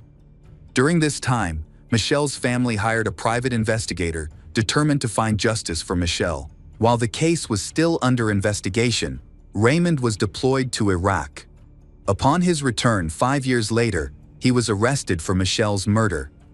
Unable to post his $1 million bail, he remained in custody for nearly a year while the prosecution and defense prepared for trial. A devoted father of 5 and twice married, most of Raymond's family lived in North Carolina, but he had moved to California for better job opportunities. He considered himself a devout man and had helped a friend distribute Christian music CDs. Despite these qualities and his lack of criminal record, he was now charged with murder. During the trial, the defense pointed to the lack of forensic evidence linking Raymond to the crime. Raymond's DNA was not found in the car or on Michelle, and DNA found under her fingernails did not match his. There were no fingerprints, gun residue, or blood evidence linking Raymond. His car was searched for weapons, none were found. He resigned from his position as a park ranger shortly after the incident. While on patrol, he was approached by 2 men who threatened him and asked if he was the guard on duty the night of the murder, which made him feel unsafe and prompted him to resign. He returned his uniform, which was later turned over to the police by the security guard. However, the lab report found that the uniform was simply dirty and that Raymond had not even attempted to wash it before returning it. Importantly, the uniform showed no blood, gunpowder, or other physical evidence implicating Raymond in the shooting. Victoria testified that she had seen a security guard next to the Mustang in the parking lot. The prosecution exaggerated this testimony, claiming that Raymond had been at the scene of the murder just minutes before the shooting. After a week of deliberations, the jury was unable to reach a unanimous decision and announced that the trial would be retried. In February 2009, a second trial took place in California, but the jury again failed to reach a unanimous decision. This time, however, 11 jurors voted to convict, while only 1 juror dissented. Michelle's murder had been widely reported in the media for many years. Victoria was deemed ineligible to attend because she was serving time for other crimes, so her testimony was read in court. In December 2009, a third jury found Raymond Jennings guilty of second-degree murder. At the sentencing hearing, Michelle's family pleaded with the judge to impose the maximum sentence on the killer. Michelle's younger brother, who had confronted Raymond at his home after many years, urged him to take responsibility for his actions. Raymond responded by declaring his innocence. Raymond found peace in his life because he felt no guilt. He did not kill Michelle. Raymond was sentenced to 40 years in prison. Nearly 10 years into his sentence, Raymond still maintained his innocence, but his appeals had run out. He sought help from the state's Innocence Project, but progress was slow, and without new key evidence, it seemed unlikely that Raymond would be released for years. Raymond's situation improved when civil defense attorney Jeff Ehrlich took on Raymond's case in 2011. After reviewing all the evidence from 3 trials and police records, Jeff concluded that Raymond had been wrongly convicted. They acknowledged that the original investigation was flawed and decided to gather new evidence by consulting with their own experts. They submitted their findings to the newly formed Sentencing Review Unit. A key piece of evidence was the report that the lack of gunpowder residue on Raymond's jacket cuffs suggested he was not the killer. Ballistics evidence shows the 9mm weapon used to kill Michelle is similar to the weapon used by Bloods gang members in recent shootings. Victoria's social media posts suggest she was involved with the Bloods. In the years following Michelle's murder, Victoria had a history of violent crimes. She was arrested several times for assault with a weapon, one of which resulted in her boyfriend, Andrew, being convicted. At the time of Michelle's murder, Andrew was also a member of the Bloods. 4 months after the murder, he was involved in robberies, including the theft of a Ford Mustang. He used the same weapon used to kill Michelle. When Andrew was arrested in June 2000, he was wearing an earring that matched the description of an earring that belonged to Michelle that was missing from the crime scene. However, Andrew was never questioned about Michelle's murder, and the identities of the people in the SUV with Victoria were never determined. On January 23, 2017, a Los Angeles County Superior Court judge overturned Raymond's conviction, finding him innocent. He served 11 years. In March 2017, the state of California awarded him more than $538,000 in damages. Michelle's family was disappointed that the jury's verdict against Raymond could be easily overturned by a newly formed unit. However, the appeals court upheld the judge's decision.